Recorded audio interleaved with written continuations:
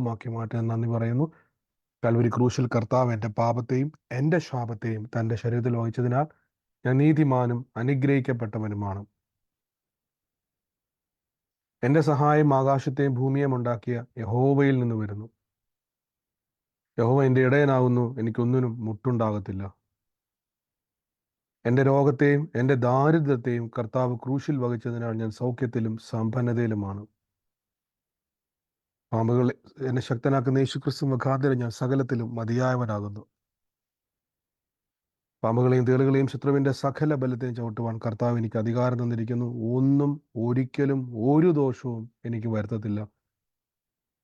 ഭൂലോകത്തിൻ്റെ അറ്റത്തോളം പോയി സകല സൃഷ്ടിയോടും സുവിശേഷം പ്രസംഗിപ്പാനും ഇന്ന് രോഗികളെ ഇന്ന് സൗഖ്യമാക്കുവാനും ഭൂതങ്ങളെ പുറത്താക്കുവാൻ അത്ഭുതങ്ങളും അടയാളങ്ങളും എന്നിലൂടെ വരുവാൻ കർത്താവ് എന്നെ അഭിഷേകം ചെയ്തിരിക്കുന്നു. എന്നോട് ഏറ്റു പറഞ്ഞവർ എല്ലാവരും ആമേൻ പറഞ്ഞാട്ടെ.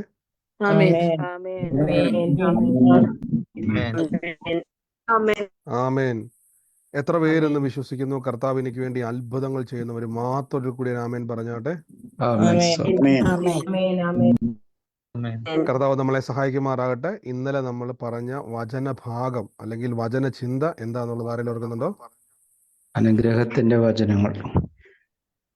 അനുഗ്രഹത്തിന്റെ വചനവും പറഞ്ഞു. നമ്മൾ ചെയ്യാൻ പാടില്ലാത്ത ഒരു കാര്യം കൂടെ പറഞ്ഞായിരുന്നു, ഓർക്കുന്നുണ്ടായിരുന്നോ? വചനത്തിനെതിരെ ഒരിക്കലും നെഗറ്റീവായിട്ട് സംസാരിക്കരുത്. വചനം പറയുന്ന ഒരു വ്യക്തി അതിനെതിരെ സംസാരിക്കരുത്. ഇനി അറിയാതെ അബദ്ധത്തിൽ സംസാരിച്ചു പോയാൽ എന്ത് ചെയ്യും? ക്ഷമ പറയണം. ദൈവസന്നിധിയിൽ ഏറ്റു പറഞ്ഞതിന് ശേഷം നമ്മൾ എന്ത് ചെയ്യണം? ഞാൻ ഇന്നലെ ഉദാഹരണം പറഞ്ഞായിരുന്നു, ക്യാൻസൽ ചെയ്യണം. ഞാൻ ഒരു സ്ഥലത്ത് പറയാൻ പാടില്ലാത്ത ഒരു വാക്ക് എന്ന് പറയുന്നത് എയർപോർട്ടിൽ ചെന്ന് നിങ്ങൾക്ക് ബോംബ് എന്നൊരു വാക്ക് അവിടെ പറയാൻ പറ്റത്തില്ല. അത് വലിയ വിഷയമാണ്. അതേപോലെ തന്നെ ദൈവസന്നിധിയിൽ വിശ്വസിക്കുന്ന ഒരു വ്യക്തി കർത്താവിൻ്റെ വചനം പറയുമ്പോൾ ഒരു പ്രോട്ടോക്കോൾ പോലെയാണ്. ഒരിക്കലും അതിന് വിരുദ്ധമായിട്ട് സംസാരിക്കരുത്. അങ്ങനെ സംസാരിച്ചാൽ നമുക്കൊരിക്കലും, നമ്മളിന്നലെ കേട്ടതുപോലെ വചനത്തിൽ നിന്ന് തന്നെ നമ്മൾ കേട്ടത്, ഒരേ ദ്വാരത്തിൽ നിന്നും കയ്പും മധുരവും വരുന്നത് നമുക്ക് നല്ലതല്ല. ഒരേ വായിൽ നിന്ന് തന്നെ സ്തോത്രവും ശാപവും വരുന്നത് നമുക്ക് നല്ലതല്ല എന്ന് കർത്താവിൻ്റെ വചനത്തിൽ നിന്ന് തന്നെ നമ്മൾ കേട്ടു. ഇന്ന് നമുക്ക് പ്രാർത്ഥനയോടെ തന്നെ തിരുസന്നിധിയിൽ മുന്നോട്ട് പോകാം. എല്ലാവരും മൈക്കുകളെ ഒന്ന് മ്യൂട്ട് ചെയ്താട്ടെ. എല്ലാവരും മൈക്ക് മ്യൂട്ട് ചെയ്താട്ടെ. നമുക്ക് യേശുവിൻ്റെ നാമത്തിൽ ഇന്ന് പ്രാർത്ഥനയോടെ തന്നെ ദൈവസന്നിധിയിൽ മുന്നോട്ട് പോകാം. കർത്താവ് ഇന്ന് സീന സഹോദരനോട് ചോദിച്ചു, വചനമാകുന്ന, ഇനി മരുന്നെന്നുള്ളത് വാക്ക് കട്ട് ചെയ്യുകയാണ്, എത്ര പേര് വചനം എന്ന് ഏറ്റു പറഞ്ഞ് പ്രാർത്ഥിച്ചു? ഇന്ന് സീന സിസ്റ്ററാണ് എനിക്ക് മെസ്സേജ് അയച്ച് ഓർപ്പിച്ചത്. ദൈവത്തെ സ്തുതിക്കുന്നു. അപ്പം നിങ്ങൾ ഓർക്കണം, മറക്കരുത്, വിട്ടുകൊടുക്കരുത്. നമുക്ക് അത്ഭുതം വേണം. നമ്മുടെ സ്ഥിതി മാറുന്നത് വരെ നമ്മളത് കാണും. ദൈവപ്രവൃത്തി നമ്മൾ അനുഭവിക്കുക തന്നെ ചെയ്യും. അത്ഭുതം നടക്കും. എന്റെ കൂടെ പറ, അത്ഭുതം നടക്കും എന്ന് പറ. അത്ഭുതം നടക്കും. ആമേൻ, ആമേൻ. ഓ യേശുവിന്റെ നാമത്തിൽ, യേശുവിന്റെ നാമത്തിൽ. Thank you holy spirit. എനിക്ക് തുടക്കത്തിലെ ദൈവാത്മാവോട് പറഞ്ഞു, ലാലി എന്ന് പറയുന്ന ഒരു വ്യക്തിയുടെ കുടുംബത്തിലെ പരിശുദ്ധാത്മാവ് ഒരു മകളെ ദൈവം സ്പർശിക്കുക. നമ്മുടെ ഈ പ്രാർത്ഥനയിൽ ലാലിയുമായിട്ട് ബന്ധപ്പെട്ടായിരുന്നു. ലാലിയുടെ കുടുംബത്തിൽ ലാലിയുടെ മകളുണ്ടോ? ഉണ്ട്. മകളെ ദൈവം സ്പർശിക്കാൻ പോവാ കേട്ടോ. മകളെ ദൈവം സ്പർശിക്കാൻ പോവാ. വേണ്ട, പറയണ്ട. ഞാൻ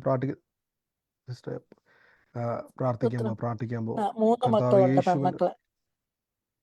യേശുവിന്റെ നാമത്തിൽ ഒന്നും പറയല്ലേ. കർത്താവെ, ഞങ്ങൾ യേശുവിന്റെ, ഞാൻ പറഞ്ഞില്ല, പരിശുദ്ധാത്മാവ് അത് ഇടപെടുമ്പോൾ നമ്മളത് ഒന്നും പറയണ്ട. കർത്താവ് അത് അടുത്തൊരു ഇതിലോട്ട്, കർത്താവ് ഇത് മകളെ സ്പർശിക്കാൻ വേണ്ടി പോവാണ്. കർത്താവിനെ കാണിച്ചത് മൂത്ത മകളെയാണ് ദൈവം സ്പർശിക്കാൻ പോകുന്നത്. ദൈവത്തിൻ്റെ വലിയൊരു പ്രവൃത്തി ആ കുടുംബത്തിന് മേലെ ഉണ്ടാകാൻ പോവാണ്. യേശുവിന് ആ മകള് മുഖാന്തരം ബാക്കിയുള്ള തലമുറകളിലേക്കും ദൈവം ഒരു അനുഗ്രഹത്തിൻ്റെ വാതിലിനെ ദൈവം തുറക്കാൻ പോവാ. യേശുവിൻ്റെ നാമത്തിൽ എന്ന് പ്രാർത്ഥിക്കുന്നു. ഞാൻ നമ്മൾക്ക് വേണ്ടി പ്രാർത്ഥിക്കുമ്പോൾ കർത്താവിൻ്റെ പറയുന്നു, അവളുടെ കണ്ണുനീരിൻ്റെ മറുപടിയെ ദൈവം അത്ഭുതമാക്കി തരാൻ പോവാ. യേശുവിൻ്റെ നാമത്തിൽ എന്ന് പ്രാർത്ഥിക്കുന്നു. യേശുവിൻ്റെ നാമത്തിൽ അനുഗ്രഹിച്ച് പ്രാർത്ഥിക്കുന്നപ്പാ. കർത്താവെ, അങ്ങനെ അത്ഭുതം കുടുംബത്തിൻ്റെ മേലുണ്ടാകട്ടെ. അങ്ങനെ അത്ഭുതം കുടുംബത്തിൻ്റെ മേലുണ്ടാകട്ടെ. പ്രാർത്ഥിച്ച് അനുഗ്രഹിക്കുന്നപ്പാ, യേശുവിൻ്റെ നാമത്തിൽ തന്നെ. ആമേൻ. ആൻറ്റി പ്രാർത്ഥിച്ചോണം. കർത്താവ് ഈ ആമേൻ. ദിവസങ്ങളിൽ ആ മകളെ തൊട്ട് മകളിലൂടെ കർത്താവ് ബാക്കിയുള്ളവരെയും കൂടെ അനുഗ്രഹിക്കാൻ വലിയൊരു പദ്ധതിയുണ്ട്. കണ്ണുനീരിൻ്റെ മറുപടിയെ ദൈവം ചെയ്യും. കണ്ണുനീരിൻ്റെ മറുപടിയെ ദൈവം ചെയ്യുമെന്ന് കർത്താവ്, എനിക്കറിയത്തില്ല, പക്ഷെ കർത്താവോട് പറയുന്നത് കണ്ണുനീരിൻ്റെ മറുപടിയെ ദൈവം ചെയ്യും. പരിഹാസികളുടെ മുമ്പിൽ ദൈവം മാനിക്കും. ആമേൻ. തോൽവികളുടെ മുമ്പിൽ ദൈവം അത്ഭുതമാക്കി മാറ്റാൻ എന്നോട് പരിശുദ്ധാത്മാവ് പറയാൻ ആമേൻ. പറഞ്ഞ ഏറ്റെടുത്തോണം കേട്ടോ. യേശുവേ നന്ദി ഹല്ലേലൂയ. കർത്താവേ. ഇപ്പൊ ഞാൻ ഈ പ്രാർത്ഥനയ്ക്ക് മുമ്പും പ്രാർത്ഥിച്ചോണ്ട് ഞാൻ കരഞ്ഞോണ്ട് പ്രാർത്ഥിച്ചോണ്ടാണ് ഈ ബ്രദറിന്റെ ഈ സൂം മീറ്റിംഗ് തുടങ്ങിയത്. ഞാൻ പ്രാർത്ഥിച്ചു, ആമേൻ. പരിശുദ്ധാത്മാവേ എന്റെ കണ്ണുനീര് ഇതിനുള്ള മറുപടി എനിക്ക് തരുന്നെന്ന് പ്രാർത്ഥിച്ചോ. ദൈവാത്മാവ് കണ്ടു കേട്ടോ. എനിക്കറിയത്തില്ല, തുടക്കത്തിൽ ഞാൻ വചനം പറയാൻ സ്റ്റാർട്ട് ചെയ്യാൻ തുടങ്ങുമായിരുന്നു. പെട്ടെന്ന് എന്നോട് പരിശുദ്ധാത്മാവ് പറഞ്ഞു ലാലിയുടെ മോൾക്ക് വേണ്ടി പ്രാർത്ഥിച്ചോണം. അതുകൊണ്ട് എനിക്ക് പെട്ടെന്ന്, നമ്മൾ പുതിയ ആൾക്കാരുണ്ട്, എനിക്ക് ആരൊക്കെ ഇന്നത്തെ പറയുന്നത് അറിയത്തില്ല. ഒത്തിരി ആൾക്കാർ ഇപ്പോഴും ജോയിൻ ചെയ്തുകൊണ്ടിരിക്കുന്നു. കർത്താവിൻ്റെ കൃപയാൽ ദൈവം തൊടുകയാണ്. മകളുടെ കണ്ണുനീരിൻ്റെ ഒരു മറുപടിയെ ദൈവം സാക്ഷ്യമാക്കാൻ പോവുകയാണ്. ഈ ദിവസങ്ങളിൽ ഓർത്തോണം, പരിശുദ്ധാത്മാവ് ചെയ്യും, പരിശുദ്ധാത്മാവ് ചെയ്യും.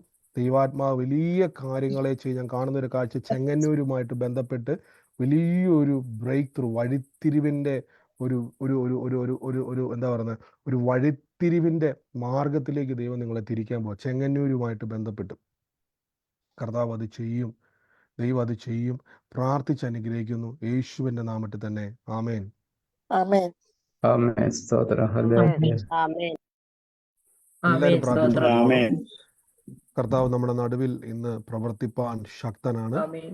ഞാൻ എപ്പോഴും നിങ്ങളോട് പറയുന്നുണ്ട്, നമ്മൾ ഇന്ന് എങ്ങനെയാണ് ദൈവവചനം ഏറ്റു പറഞ്ഞു പ്രാർത്ഥിക്കുവാൻ പോകുന്നതെന്ന്. ഇന്നലെ പലരും ചോദിച്ചു, ബ്രദറെ ഞാൻ വചനം പറയുന്നുണ്ട്, അപ്പോൾ എൻ്റെ വിഷയങ്ങൾ പറഞ്ഞു. അപ്പം ഞാൻ പറഞ്ഞു, നമ്മൾ വചനം പറയുമ്പോൾ നമ്മുടെ വിഷയങ്ങളും കൂടെ ചേർത്ത് പറയേണ്ട കാര്യമില്ല.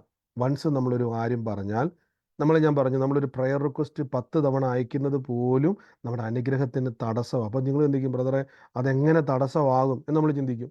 കാര്യം എൻ്റെ പ്രയർ റിക്വസ്റ്റ് മറ്റൊരാൾ അറിയണ്ടേ. എപ്പോഴും നമ്മൾ ഓർത്തോണം, നമ്മൾ ഒരു 100 പേർക്ക് പ്രാർത്ഥന റിക്വസ്റ്റ് അയച്ചത് കൊണ്ട് നിങ്ങൾ ഓർത്തോണം, ഇതെല്ലാം ദൈവത്തിൻ്റെ കാര്യത്തിലാണ് ചെല്ലുന്നത്.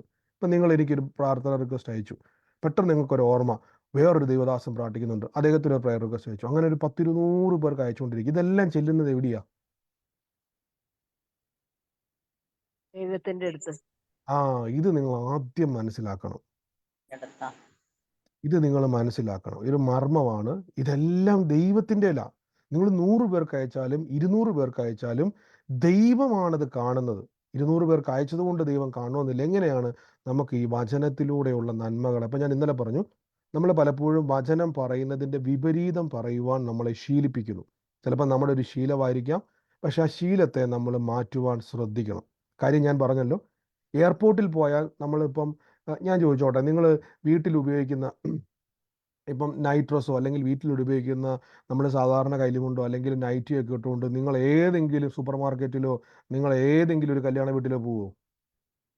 ഇല്ല. ഇല്ല. അത് പോകാത്തതിൻ്റെ കാര്യം എന്തുവാ? അത് പോകാത്ത കാര്യം നമുക്കൊരു ബോധമുണ്ട്. നമുക്ക് ബോധമുണ്ട്. ഇവിടെ ശ്രദ്ധിച്ചോണം, ഒരു വിശ്വാസിക്ക് വേണ്ടത് ബോധമാണ്. അതുകൊണ്ടാണ് യേശു പറയുന്നൊരു വാക്കുണ്ട്, ഞാൻ ആരെന്ന് നീ അറിഞ്ഞിരുന്നുവെങ്കിൽ. ഈ ബോധം നമ്മളിലേക്ക് ഉണ്ടാകണം. എപ്പോഴും ശ്രദ്ധിച്ചോണം, കല്യാണ വീട്ടിലോട്ട് നമ്മൾ രാവിലെ എണീക്കുന്നത് പോലെ പല്ലും തേക്കാതെ മുഖം കഴുകാതെ മുടിയും ചെയ്യാതെ എങ്ങനെയാണോ എണീറ്റ് വരുന്നത് അതേപോലെ നമ്മൾ പോകത്തില്ല. നമ്മൾ അണിഞ്ഞൊരുങ്ങി മിടുക്കനായിട്ട് വളരെ നന്നായിട്ട് നമ്മൾ പോകുന്നതിൻ്റെ കാര്യം നമുക്ക് ബോധമുണ്ട്, എങ്ങനെ അവിടെ പെരുമാറണം, എങ്ങനെ അങ്ങോട്ട് പോകണം.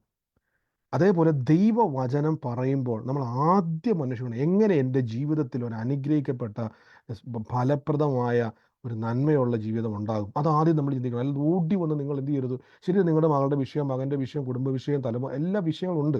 നമ്മൾ ആദ്യം അന്വേഷിക്കേണ്ടത്, എനിക്ക് എങ്ങനെയാണ് ദൈവത്തിൽ നിന്നും ഇത് പ്രാപിക്കുവാൻ കഴിയേണ്ടത് നമ്മുടെ മനസ്സിലുണ്ടാവണം. ആമേൻ. ഇന്നത്തെ അനുഗ്രഹത്തിൽ ഞാനൊരു വാക്യം ഒന്ന് വായിക്കാം. 1-2 കാര്യങ്ങൾ നമുക്ക് കർത്താവിൻ്റെ വചനത്തിലൂടെ തന്നെ എന്ന് പറയാം. എങ്ങനെയാണ് ഏറ്റു പറയുക എന്നുള്ളത് നമുക്കിന്ന് ചിന്തിക്കാം. എങ്ങനെയാണ് ഏറ്റു പറയേണ്ടത്? പലപ്പോഴും ഞാനത് പറഞ്ഞിട്ടുള്ളതെങ്കിലും ഒന്നും കൂടെ അത് ഓർമ്മപ്പെടുത്തലാണ്. കാരണം ഈ ദിവസങ്ങളിൽ നമ്മൾ കർത്താവിലുള്ള വചനത്തിൻ്റെ പ്രാധാന്യത്തെ മനസ്സിലാക്കുന്നൊരു സമയമാണ്. ഞാൻ നമ്മൾ പറയാറുണ്ട്, എനിക്ക് പരിശുദ്ധാത്മാവ് നൽകുന്ന വചനങ്ങളാണ് ഞാൻ ഷെയർ ചെയ്യുന്നത്. വചനം നമുക്ക് ഇന്നൊരു വിഷയം എടുക്കണം എന്ന് തീരുമാനിച്ച് വരുന്നതല്ല. ദൈവാത്മാവ് ആ മനസ്സിൽ തരുന്ന വചനങ്ങളാണ്. പിന്നീട് ദൈവാത്മാവിൽ ധ്യാനിക്കുമ്പോൾ അതുമായി ബന്ധപ്പെട്ട് കർത്താവ് ഇങ്ങനെ വചനം തരുമ്പോൾ ഞാനത് ചിലപ്പോൾ നമ്മൾ പലപ്പോഴും പറഞ്ഞ വചനങ്ങൾ പിന്നെ റിപ്പീറ്റ് വരും. അപ്പം ഞാൻ തന്നെ ഓർക്കണം, കർത്താവ് ഇതൊന്നും പറഞ്ഞതല്ലേ, പക്ഷേ ദൈവാത്മാവ് വീണ്ടും ഒരു പ്രേരണ തരും. എനിക്കറിയാം ആരോടൊക്കെയോ കർത്താവ് വീണ്ടും ഇടപെടുകയാണ്. ശ്രദ്ധിച്ചിരുന്നോണം. ഇവിടെ യോഹന്നാൻ ശ്ലീഹായുടെ സുവിശേഷം നിങ്ങൾ വായിക്കുന്ന സമയത്ത് ബൈബിൾ നിങ്ങൾ വായിക്കണം. പ്രത്യേകിച്ച് പുതിയ നിയമം നിങ്ങൾ വായിക്കാൻ ആരംഭിക്കണം. യോഹന്നാന്റെ സുവിശേഷം 15-ാം അധ്യായത്തിൻ്റെ 7-ാം വാക്യത്തിൽ പറയുന്നു, നിങ്ങൾ എന്നിലും, കർത്താവായ യേശു പറയുകയാണ്, നിങ്ങൾ എന്നിലും എൻ്റെ വചനം, രണ്ട് കാര്യം ശ്രദ്ധിച്ചോണം, നിങ്ങൾ എന്നിലും എൻ്റെ വചനം നിങ്ങളിലും വസിച്ചാൽ നിങ്ങൾ എന്ത് ഇച്ഛിക്കുന്നതും ഏതെങ്കിലും അപേക്ഷിക്കുക എന്നല്ല, ചോദിക്കുക. ഫോർ യു ആസ്ക്, ചോദിക്കുന്നുവെങ്കിൽ അത് നിങ്ങൾക്ക് കിട്ടും. രണ്ട് കാര്യം ശ്രദ്ധിച്ചോണം. ഈ ഞാൻ മാർക്ക് ചെയ്തേക്കുന്ന വാക്യം മാത്രം കണ്ടിട്ടൊന്നും പോകരുത്. അടുത്ത തൊട്ടുമുള്ളൊരു വാക്യമുണ്ട്, നിങ്ങൾ എന്നിലും എൻ്റെ വചനം നിങ്ങളിലും. ഇതെന്താ ഇങ്ങനെ പറയുവാൻ കാരണം എന്ന് വെച്ച് കഴിഞ്ഞാൽ, ഈ നമ്മൾ കർത്താവിന് ചില സ്വഭാവങ്ങളുണ്ട്. കർത്താവിൻ്റെ ചില സ്വഭാവം ഞാൻ പറഞ്ഞു തരാം. ഒരിക്കലും കർത്താവ് ശിഷ്യന്മാരുമായിട്ട് ഒരു സ്ഥലത്ത് ശമരിയ എന്ന് പറയുന്ന ഒരു പട്ടണത്തിൽ ചെന്ന്, നിങ്ങൾ വചനം വായിക്കുമ്പോൾ കാണാൻ പറ്റും. അവിടെ ചെന്നപ്പം കർത്താവിൻ്റെ കൂടെയുള്ള ശിഷ്യന്മാർക്കകത്ത് ഭയങ്കര എരിവ്. അദ്ദേഹം പറഞ്ഞു, കർത്താവ് പണ്ട് പ്രവാചകൻ തീ ഇറക്കിയതുപോലെ ഈ ശമരിയാക്കാരെ മൊത്തം കത്തിച്ചു കളയാൻ പറഞ്ഞു. അപ്പോൾ നിങ്ങൾ ഓർത്തോണം, അത് കർത്താവിൻ്റെ കൂടെയുള്ള ശിഷ്യന്മാരാന്ന് ഓർത്തോണം. ഇവരിത് പറഞ്ഞ സമയത്ത് യേശു ഇപ്പം തന്നെ ഞാൻ തീ ഇറക്കാൻ പോവാ, പണ്ട് തീ ഇറക്കിയതുപോലെ ഞാൻ ഇപ്പം തീ ഇറക്കാൻ പോവാന്ന് കർത്താവ് പറഞ്ഞില്ല. കർത്താവ് ഒരു വാക്ക് ചോദിച്ചു. ആർക്കെങ്കിലും ബൈബിൾ വായിച്ചവർക്ക് അറിയാവോ ആ ചോദ്യം എന്നാന്ന്? യേശു പറഞ്ഞ മറുപടി എന്നാന്ന്? എപ്പോഴേലും ബൈബിൾ വായിച്ച ആർക്കെങ്കിലും ഓർമ്മയുണ്ടോ? പിശാചിന്റെ അല്ല, ഒറ്റ വാക്ക് യേശു ചോദിക്കുന്നുള്ളൂ. ആ ചോദ്യം ഇതാണ്, നിങ്ങൾ ഏത് ആത്മാവിനെയാണ് പ്രാപിച്ചത്? ശ്രദ്ധിച്ചോണം, ഏത് ആത്മാവിനെ. എൻ്റെ അർത്ഥം ഞാൻ നശിപ്പിക്കുന്നയാളല്ല, രക്ഷിക്കുന്നയാളാ. യഹൂദൻ്റെ അന്നത്തെ കൾച്ചർ പ്രകാരം, യഹൂദൻ്റെ നിയമപ്രകാരം ശമരിയാക്കാരുമായിട്ട് ഒരു ബന്ധവുമില്ല. പുറംജാതി നായെന്നൊക്കെയാണ് അവർ വിശേഷിപ്പിച്ചുകൊണ്ടിരുന്നത്. അന്നത്തെ കാലഘട്ടമാണ്.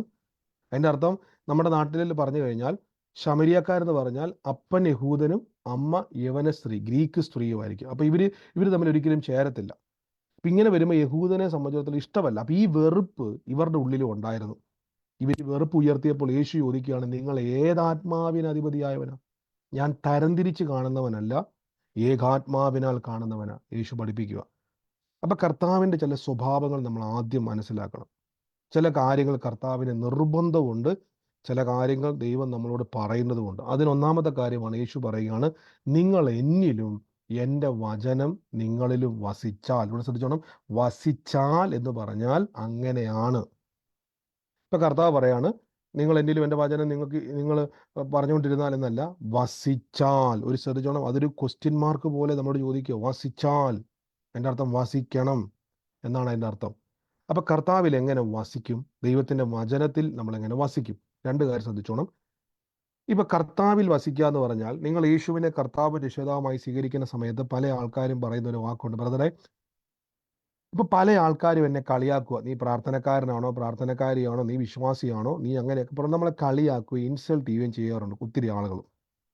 അപ്പം ഞാൻ ഓർക്കുന്നുണ്ട്, ഞാൻ യേശുവിലേക്ക് വന്ന സമയത്ത് എൻ്റെ പല സുഹൃത്തുക്കളും പല രീതിയിൽ എന്നെ കളിയാക്കാൻ തുടങ്ങി, പല രീതിയിൽ ഇൻസൾട്ട് ചെയ്യാൻ തുടങ്ങി. കാര്യം ഞാൻ അവരുടെ കൂടെ പോയിരുന്നു മദ്യപിക്കുന്നില്ല, അവരുടെ കൂടെ പോയി അവർ ചെയ്യുന്ന തെറ്റുകൾ ചെയ്യുന്നില്ല. അപ്പം ഞാൻ അവരിൽ നിന്നും മാറാൻ തുടങ്ങിയപ്പം അവർക്ക് എന്നോട് ദേഷ്യം ഉണ്ടാകാൻ തുടങ്ങി. കാരണം ഇന്നലെ വരെ അവരുടെ കൂടെ ഒരുവനായിരുന്നു, പക്ഷെ ഇന്ന് അവർക്ക് തോന്നുന്നു അവരുടെ കൂടെ ഇല്ല ഞാൻ.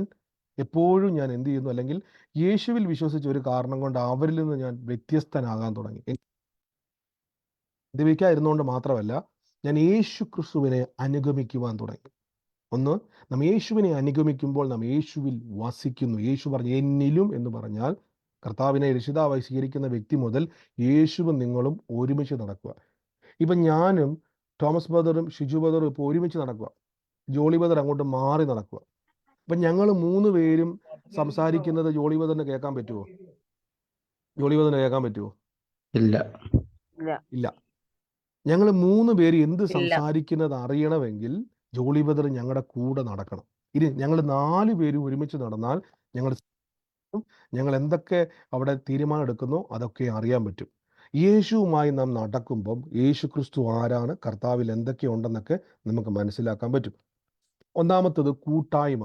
ഞാൻ നിങ്ങളോട് പലപ്പോഴും പറഞ്ഞിട്ടുണ്ട്, കൂട്ടായ്മ നിങ്ങൾ ആചരിക്കണം. നമ്മുടെ ഒരു വിഷയങ്ങളും യേശു ക്രിസ്തുവിനെ വിശ്വസിക്കാത്ത, യേശുവിനെ അംഗീകരിക്കാത്ത ഒരു വ്യക്തിയോട് പോയി നിങ്ങളുടെ ഒരു പ്രാർത്ഥനാ വിഷയവും ഞാൻ ഇത്രയും വലിയ വിഷയത്തിലേക്ക് ഇന്ന് പറയരുത്. അവൻ നിങ്ങളെ ആദി പിടിപ്പിക്കും, ചിലപ്പോൾ നിങ്ങളെ കളിയാക്കും, നിങ്ങളെ ഭയപ്പെടുത്തും, നിങ്ങളെ നിരാശപ്പെടുത്തും, നിങ്ങളുടെ കൂടെ ഇരുന്ന് കരയുവാൻ ചിലപ്പോൾ വരും, നിങ്ങളെ സഹതാപത്തോടെ നോക്കും. അതൊരിക്കലും നമ്മളെ വിശ്വാസത്തിൽ ബലപ്പെടുത്തത്തില്ല, നമ്മളെ കൂടുതൽ തളർത്തത്തേ ഉള്ളൂ. ഞാൻ എൻ്റെ ജീവിതത്തിൽ ഞാൻ പറഞ്ഞിട്ടുണ്ട്, നിങ്ങൾ കൂട്ടായ്മ ആചരിക്കണം. നിങ്ങൾ എൻ്റെ ജീവിതത്തിൽ കൂട്ടായ്മ എനിക്ക് ഭയങ്കര ബലമാണ്. കൂട്ടായ്മ എന്ന് പറഞ്ഞാൽ ഈ ഫെലോഷിപ്പാണ്. ഒന്ന് കർത്താവിൻ്റെ കൂട്ടായ്മ, രണ്ട് നമ്മളെല്ലാവരും കൂടി വന്ന് ദൈവത്തെ സ്തുതിക്കുന്ന കൂട്ടായ്മ.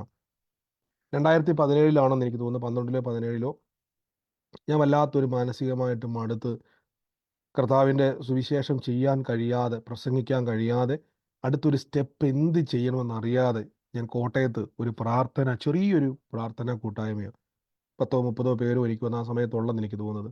ആ കൂട്ടായ്മയുടെ ഏറ്റവും പുറകിൽ പോയിരിക്കുക. അവിടെ ഒരു ഒരു ഒരു പ്രവാചകനായ ഒരു ബ്രദർ അവിടെ വന്നു. അദ്ദേഹത്തിന് എന്നെ അറിയത്തില്ല, ഞങ്ങൾ തമ്മിൽ മുൻപരിചയങ്ങളൊന്നുമില്ല. അദ്ദേഹം ഇങ്ങനെ വചനമൊക്കെ പറഞ്ഞുകൊണ്ടിരിക്കുന്ന കൂട്ടത്തിൽ എൻ്റെ നേരെ വിരൽ ചൂണ്ടിയിട്ട് ഇങ്ങനെ പറഞ്ഞു, നിന്നെ ദൈവത്തിന് ആവശ്യമുണ്ട്. ഇത് കേട്ടപ്പോൾ എനിക്ക് തോന്നി, എനിക്കൊന്നും തോന്നിയില്ല. കാരണം ഞാൻ ഇതെല്ലാം നിർത്തി, ഇനി സുവിശേഷം പറയുന്നില്ല, ഈ വഴി എന്ന് വെച്ചാൽ എൻ്റെ മനസ്സിൽ ഇങ്ങനെ വന്നുകൊണ്ടിരിക്കും. നിർത്തിയെന്നല്ല ഞാൻ പറഞ്ഞത്, മനസ്സിൽ ഭയങ്കര ഒരു നിരാശ കയറാൻ തുടങ്ങി. പക്ഷെ നിരാശ കയറിയപ്പോൾ ഞാൻ വീട്ടിൽ ഇരുന്നില്ല, ഞാൻ അവിടെ നിന്ന് വണ്ടിയെടുത്ത് നേരെ കൂട്ടായ്മയിൽ വന്നിരുന്നു. കാര്യം എനിക്കറിയാം, ഈ നിരാശയിൽ ഞാൻ ജീവിച്ചാൽ എനിക്ക് ഒരിക്കലും ഉയരാൻ കഴിയത്തില്ല. ഞാൻ ആ കൂട്ടായ്മയിൽ ഇരുന്ന് അവിടെ പാട്ടുണ്ട്, സ്തുതിയുണ്ട്, എല്ലാം ചെയ്തുകൊണ്ടിരിക്കുക. എന്തെങ്കിലും എൻ്റെ മനസ്സിങ്ങനെ ഇടിഞ്ഞിരിക്കുക. എന്നാൽ ആ പ്രവാചകനായ ദൈവദാസൻ എന്നെ നോക്കിയിട്ട് ഇങ്ങനെ പ്രവചിച്ചു പറഞ്ഞു, പരിശുദ്ധാത്മാവ് നിന്നോട് പറയുന്നു, ദൈവത്തിന് നിന്നെ കൊണ്ട് ആവശ്യമുണ്ട്. ഒത്തിരി കാര്യങ്ങൾ അദ്ദേഹം എന്നോട് പ്രവചിച്ചു. അദ്ദേഹത്തിന് എന്നെ അറിയത്തില്ല, ഞങ്ങൾ ആദ്യമായിട്ടാണ് കാണുന്നത്. പക്ഷെ എൻ്റെ കാര്യങ്ങൾ, ഒത്തിരി കാര്യങ്ങൾ അദ്ദേഹം പരിശുദ്ധാത്മാവിൽ എന്നോട് പ്രവചിച്ചു പറഞ്ഞു. എനിക്കത് വലിയൊരു ബലമായി. കാരണം ഒരാൾ നമ്മുടെ തോളെ തട്ടിയിട്ട് സാരമില്ല, എല്ലാം ശരിയാകുമെന്ന് പറയുന്നതും, ലോകത്തിൽ ഇന്നേ വരെ മുഖപരിചയമില്ലാത്തൊരു മനുഷ്യൻ വന്നിട്ട് നിങ്ങളോട് നിങ്ങളുടെ ഹൃദയത്തിൽ നിങ്ങളുടെ ഭാരങ്ങൾ പറയുമ്പം നിങ്ങൾക്ക് ബലം കിട്ടുവോ അതോ നിങ്ങൾക്ക് തളർന്നു പോവോ? പറ. ബലം കിട്ടും. ബലം കിട്ടും. ബലം കിട്ടും. ബലം കിട്ടും. ബലം കിട്ടും. ആമേൻ. ബലം കിട്ടും. ബലം ഇപ്പം നിങ്ങൾക്ക് ബലം പരിചയമുള്ള ഒരാൾ, ഇപ്പം നിങ്ങൾ നമ്മുടെ പ്രാർത്ഥനയിലൊക്കെ പരിശുദ്ധാത്മാവ് ചില പേരുകളും ചില വ്യക്തികളുടെ കാര്യങ്ങളും ചില സാഹചര്യങ്ങളൊക്കെ വെളിപ്പെടുത്തുമ്പോൾ പുതിയതായിട്ട് വരുന്ന ഒത്തിരി പേരുണ്ട്. ഞാൻ എപ്പോഴും പറഞ്ഞു, നിങ്ങളെ നമുക്ക് ഇങ്ങനെ ഫോണിലൂടെയൊക്കെ ചെറിയ ചെറിയ പരിചയങ്ങളുള്ളതാണ്, വലിയ പരിചയങ്ങളൊന്നുമില്ല. ദൈവാത്മാവ് എന്തെങ്കിലും ഒരു കാര്യം വെളിപ്പെടുത്തുമ്പോൾ ഞാൻ നിങ്ങളോട് എന്തുകൊണ്ടാണ് നിങ്ങളെ അടുത്തൊരു വാക്ക് പറയാതെ സ്റ്റോപ്പ് ചെയ്യുന്നു ചോദിച്ചാൽ, ചിലപ്പോൾ നിങ്ങൾ ആ സമയത്ത് നിങ്ങളുടെ പ്രാർത്ഥനാ വിഷയങ്ങളും എല്ലാ കാര്യവും പറയുമ്പോൾ നിങ്ങൾക്കൊരു വിശ്വാസം ഉണ്ടാകണമല്ലോ. യേശു നിങ്ങളെ കാണുന്നുണ്ടെന്നും കർത്താവ് നിങ്ങളെ ആ വിഷയത്തിൻ്റെ മേൽ ദൈവം, ഇപ്പോൾ സഹോദരി ലാലി സഹോദരി ലിലി സഹോദരി തുടക്കത്തിൽ ആ സഹോദരി പറഞ്ഞു, ഞാൻ കരഞ്ഞു പ്രാർത്ഥിക്കുമായിരുന്നു പരിശുദ്ധാത്മാവിന് ഇടപെടണം. എനിക്കറിയത്തില്ല, ഞാൻ വചനം ആദ്യം പറയാൻ വന്നപ്പോൾ എന്നോട് കർത്താവ് പറഞ്ഞു, ഇന്നയാളുടെ മോളെ ദൈവം തൊടാൻ പോവുക. അപ്പം ആൻറ്റി പറഞ്ഞു എന്തുവാ, ഞാൻ കരഞ്ഞുകൊണ്ട് പ്രാർത്ഥിക്കുക. അപ്പം ഞാൻ ഈ ആൻറ്റിയോട് പറയാം, ബ്രദറെ ഞാനിന്ന് കരഞ്ഞുകൊണ്ട് പ്രാർത്ഥിക്കുക ബ്രദറെ, വൈകുന്നേരം മുതൽ എനിക്ക് അങ്ങനെ മെസ്സേജ് അയക്കുവാന്ന് വിചാരിച്ചു. അപ്പം ഞാൻ പറയുക, സിസ്റ്ററെ കരച്ചിൽ മാറാൻ പോകുമെന്ന് പറഞ്ഞാൽ വലിയ എക്സൈറ്റ്മെൻ്റ് ഒന്നും ഉണ്ടാകുമോ? നിങ്ങൾ പറ. ആൻറ്റിക്ക് വലിയ ഇല്ല. ഇല്ല. വലിയ എക്സൈറ്റ്മെന്റ് ഉണ്ടാകത്തില്ല. ആ ഇല്ല, ശരി ഇല്ല. ബ്രദറെ എന്ന് പറയും, ശരി ബ്രദറെ കർത്താവ് ചെയ്യുന്നു. പക്ഷെ ഇങ്ങനൊരു കരയുന്ന വിഷയം നമുക്ക് രണ്ടുപേർക്കും അറിയത്തില്ല.